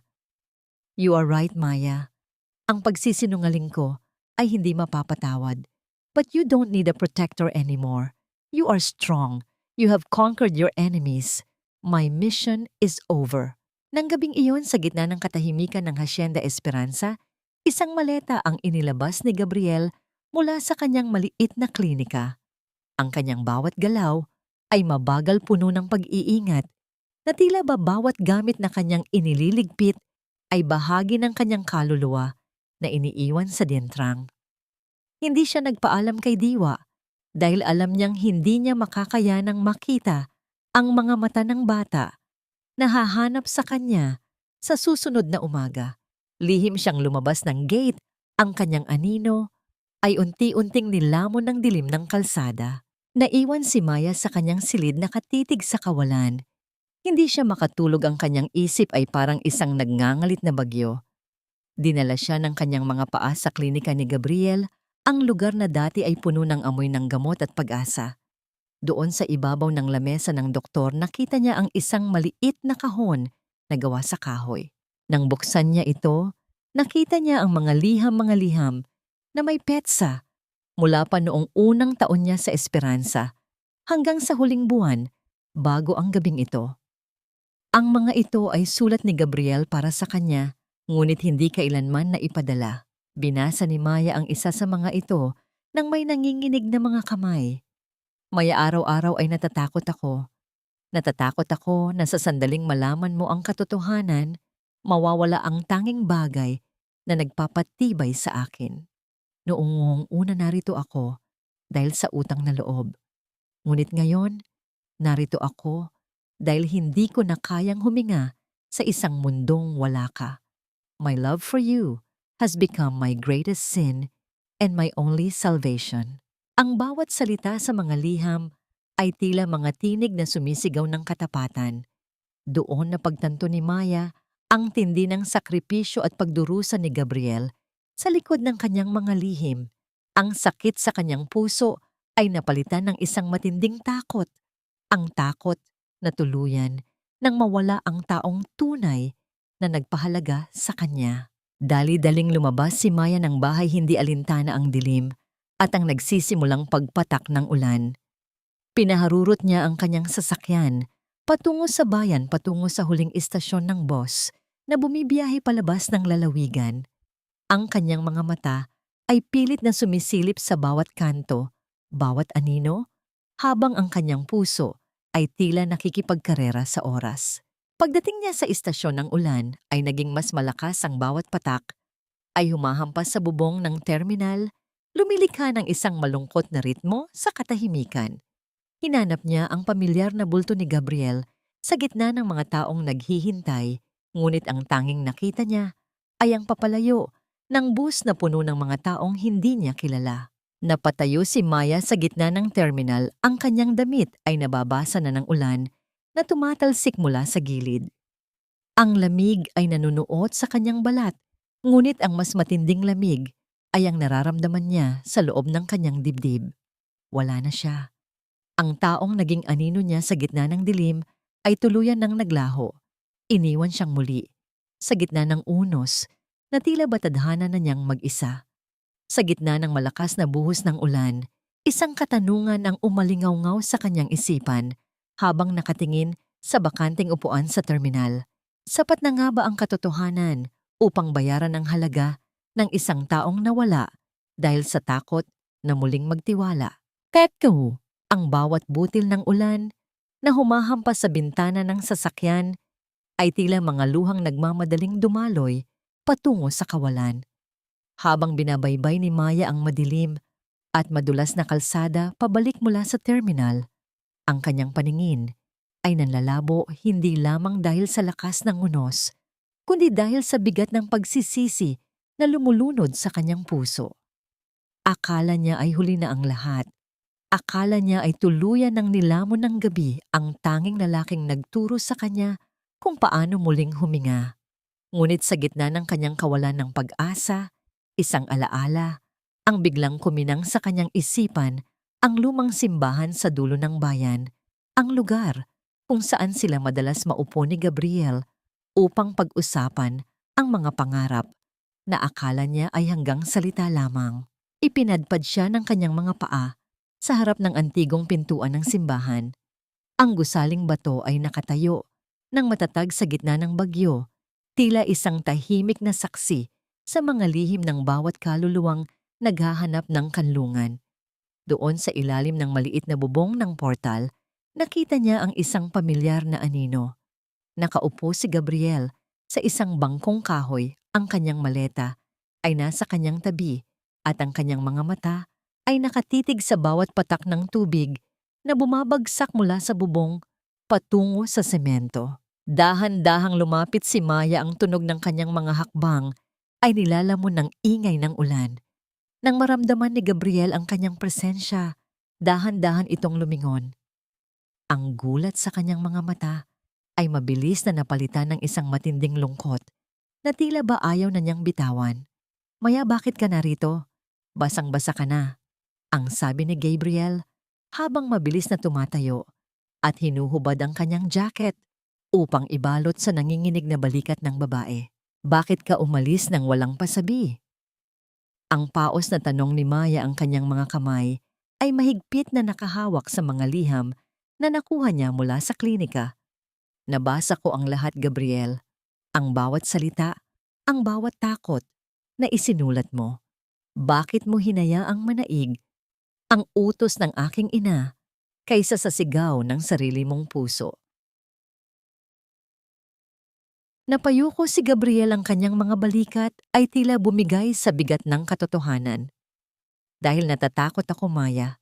Natatakot ako na kapag nalaman mong bahagi lamang ako ng isang plano, mawawala ang lahat ng respeto at pagtingin na ibinigay mo sa akin. I wanted to be your hero, not just a paid guardian. Pinili kong umalis dahil ayaw ko nang dagdagan pa ang mga kasinungalingan sa buhay mo." Huminga ng malalim si Maya. Ang bawat hininga niya ay may dalang hapdi ng pag-unawa. Hinawakan niya ang mukha ni Gabriel, pilit itong iniharap sa kanya.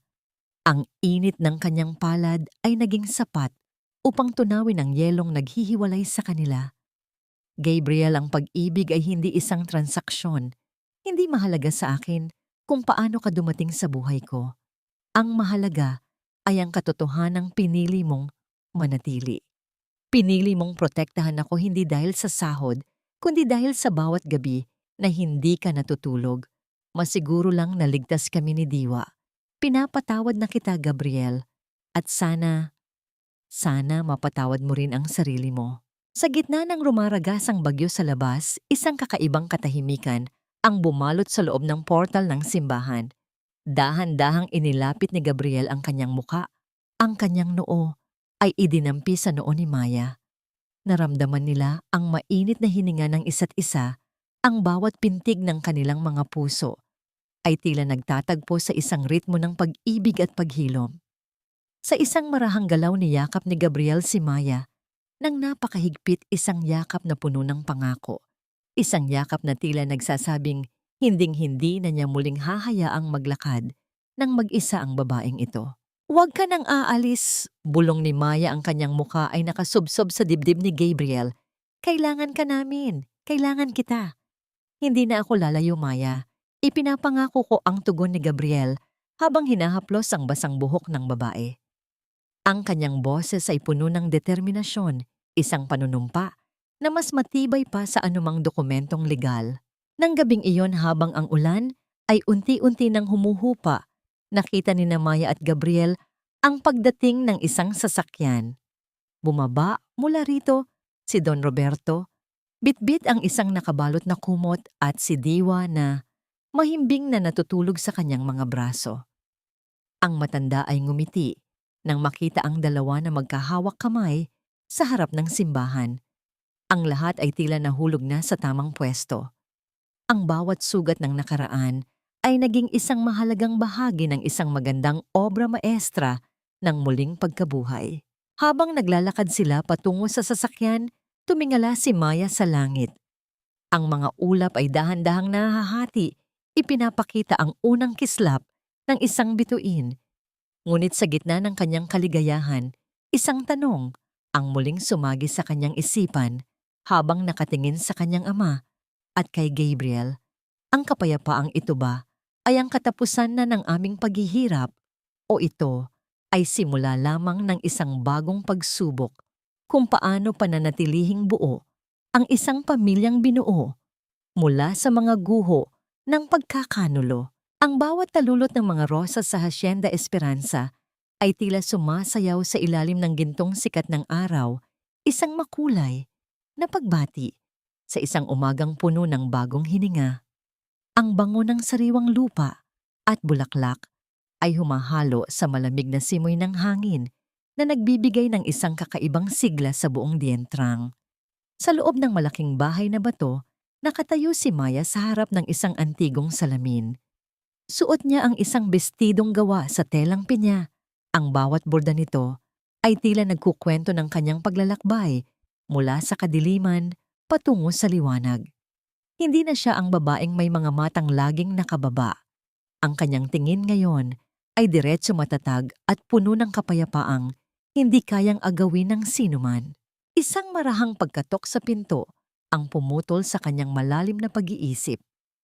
Pumasok si Don Roberto, ang kanyang ama, na may suot na barong at isang nangiting puno ng pagmamalaki.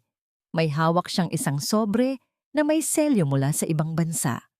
Isang sulat mula sa Dubai, anak, ang mahinahong sabi ni Don Roberto habang iniaabot ang sobre. Galing kay Anton. Dahan-dahang binuksan ni Maya ang sulat. Ang bawat salitang nakasulat doon ay may bakas ng panginginig, ngunit wala na itong dalang sakit para sa kanya.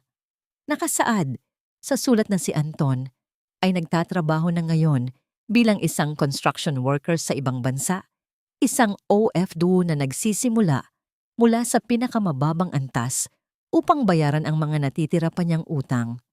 Isinulat niya ang kanyang huling hiling na sana ay lumaking mabuti si Diwa at ang pag-amin na hanggang sa huling hininga niya ay dadalhin niya ang pagsisisi sa kanyang mga nagawa.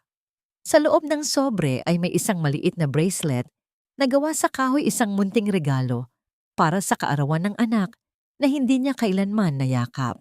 Ipadala mo ito sa kanya, Daddy, ang sabi ni Maya habang ibinibigay ang isang maikling tugon na nagsasaad ng kanyang pagpapatawad ngunit may kasamang malinaw na hangganan. Sabihin mo sa kanya ang katarungan ay hindi lamang tungkol sa parusa, kundi tungkol din sa pagbabago. I hope he finds his own peace. Naalala rin ni Maya ang balitang natanggap niya noong nakaraang buwan tungkol kay Doña Carmen. Ang matanda ay payapang pumanaw sa nursing home sa gitna ng kanyang pagtulog. Sa kabila ng lahat, si Maya ang nag-ayos ng lahat ng detalye para sa isang marangal na libing. Ang huling kabanata ng kalupitan ng matanda ay natapos sa isang tahimik na sementeryo kung saan si Maya ang tanging taong nag-alay ng isang puting rosas sa kanyang puntod. Ito ang huling pagpapakita ni Maya ng utang na loob, hindi para sa biyanan, kundi para sa kanyang sariling dangal bilang isang tao na hindi kailanman naging katulad ng mga naging malupit sa kanya. Mommy, Tito Doc is waiting outside. Ang masayang sigaw ni Diwa habang tumatakbo papasok sa silid. Ang bata ay parang isang maliit na anghel. Sa kanyang puting damit, ang kanyang buhok ay may palamuting maliliit na rosas. Lumabas si Maya at nakita si Gabriel na nakatayo sa ilalim ng malaking puno ng akasya. Ang doktor ay nakasuot ng malinis na puting barong. Ang kanyang mga mata ay nagniningning sa tuwa habang nakatingin sa babaeng pinili. diyang protektahan at mahalin sa kabila ng lahat ng lihim. Walang magarbo na seremonya, walang maingay na musika. Ang kanilang pag-iisang dibdib ay isang banal na sumpaan sa harap ng kanilang pamilya at ng mga manggagawa sa dientrang na naging saksi sa kanilang pagmamahalan. Dinala ni Maya at Gabriel si Diwa sa gitna ng hardin sa isang bakanteng lote kung saan may nakahandang isang maliit na punla ng rosas. Anak, ang rosas na ito ay pangalan mo, ang sabi ni Maya, habang dahan-dahang itinatanim ang halaman sa lupa. Tulad mo ang pag-asa ay palaging sisibol, gaano man katindi ang ulan na dumaan. Hinawakan ni Gabriel ang kamay ni Maya, ang kanilang mga daliri ay magkahiklop habang pinapanood ang paglubog ng araw na nagbibigay ng kakaibang kislap sa paligid. Ang katahimikan ng hapon ay puno ng mga pangako ng bukas, isang bukas na hindi na kailangang ikubli sa mga anino. Are you happy, Maya? Ang mahinang tanong ni Gabriel, ang kanyang boses ay tila isang musika ng kapayapaan. More than I ever imagined, ang tugon ni Maya habang isinasandal ang kanyang ulo sa balikat ng lalaki. Habang ang gabi ay dahan-dahang bumabalot sa Hacienda Esperanza, ang mga ilaw sa paligid ay unti-unting nagsisindi, tila ba mga bituin na bumaba sa lupa. Ang kabanata ng pighati ay tuluyan ng natapos at ang muling pagkabuhay ni Maya ay naging isang alamat ng katatagan para sa lahat. Ngunit habang tinitingnan ni Maya ang kanyang anak na masayang naglalaro, isang huling kaisipan ang dumapo sa kanyang puso. Ang tunay ba na tagumpay ay ang pagpaparusa sa mga nagkasala o ang kakayahang muling magmahal sa kabila ng mga latay na iniwan ng nakaraan? Ang sikat ng araw sa madaling araw ay marahang humahaplos sa mga talulot ng mga rosas, nagbibigay ng kakaibang kislap sa mga hamog na nananatili pa sa mga dahon. Sa balkonahe ng bahay na bato, nakatayo si Maya habang hawak ang isang tasa ng mainit na tsaa, pinapanood ang dahan-dahang pag-akyat ng liwanag sa abot tanaw. Ang katahimikan ng umaga ay hindi na nakakabingi, kundi isang malambot na kumot na nagbibigay ng kapanatagan sa kanyang puso. Ang bawat hininga niya ay malalim at malaya, wala na ang bigat, na tila isang dambuhalang bato na dati ay nakadagan sa kanyang dibdib. Nakalaya na siya. Ang tanong kung napatawad na ba niya ang mga nagkasala sa kanya ay mayroon ng malinaw na sagot sa kanyang isipan. Ang pagpapatawad na ibinigay niya kay Anton at sa alaala ni Doña Carmen ay hindi isang pabor para sa kanila, kundi isang huling regalo para sa kanyang sarili. Pinili niyang bitawan ng pait hindi dahil naging mabuti sila, kundi dahil ang kanyang puso ay masyadong mahalaga upang manatiling kulungan ng galit. Sa kanyang pagpapatawad, tuluyan na niyang pinutol ang huling kadena na nag-uugnay sa kanya sa madilim na kahapon. Ngayon, ang mga pangalang iyon ay wala ng kapangyarihang magpabilis sa pintig ng kanyang puso o magdulot ng panginginig sa kanyang mga kamay. Nahanap na ba niya ang tunay na kapayapaan habang pinapanood niya si Gabriel na lumalabas mula sa klinika at si Diwa na masayang tumatakbo patungo sa lalaki? Alam ni Maya na higit pa sa kapayapaan ang kanyang natagpuan. Natagpuan niya ang tahanan. Ang kapayapaan para sa kanya ay hindi ang kawalan ng problema, kundi ang pagkakaroon ng mga taong mananatili sa kanyang tabi sa gitna ng anumang unos.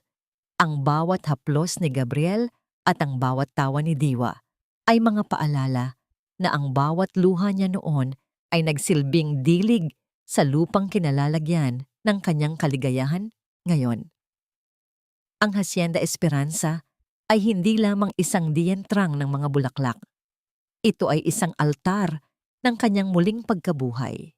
Ang pinakamahalagang aral na iniwan ng kanyang paglalakbay ay ang katotohanang ang bawat babae ay may taglay na hindi matatawarang halaga anuman ang sabihin ng mundo. Ang pagiging mabuti at mapagkumbaba ay hindi kahinaan, kundi isang uri ng banlin na kayang magpabagsak sa pinakamatayog na kuta ng kasamaan. Natutunan ni Maya na ang bawat peklat sa kanyang pagkatao ay hindi isang kapintasan, kundi isang gintong guhit ng kanyang kasaysayan, isang patunay na siya ay nadapa na sugatan, ngunit buong tapang na tumayo at nagpatuloy. Ang tunay na yaman ay hindi matatagpuan sa vault o sa mga dokumento ng bangko, kundi sa kakayahang muling magtiwala at magmahal matapos madurog ng paulit-ulit. Dahan-dahang lumapit sina Gabriel at Diwa sa balkonahe.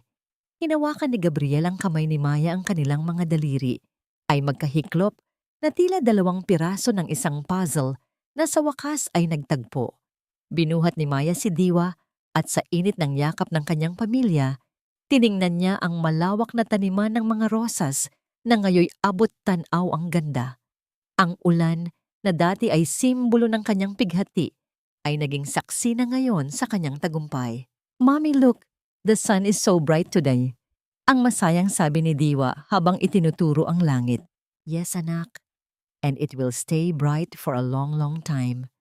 Ang tugon ni Maya habang nakasandal ang ulo sa balikat ni Gabriel. Ang bawat pighati ay naglaho na at ang tanging natitira ay ang bango ng pag-asa na mananatiling nakaukit sa bawat talulot ng kanilang buhay. Ang kabanata ng pagdurusa ay tuluyan ng natapos at ang kwento ng kanilang kaligayahan ay nagsisimula pa lamang isulat sa ilalim ng biyayang hatid ng bagong umaga.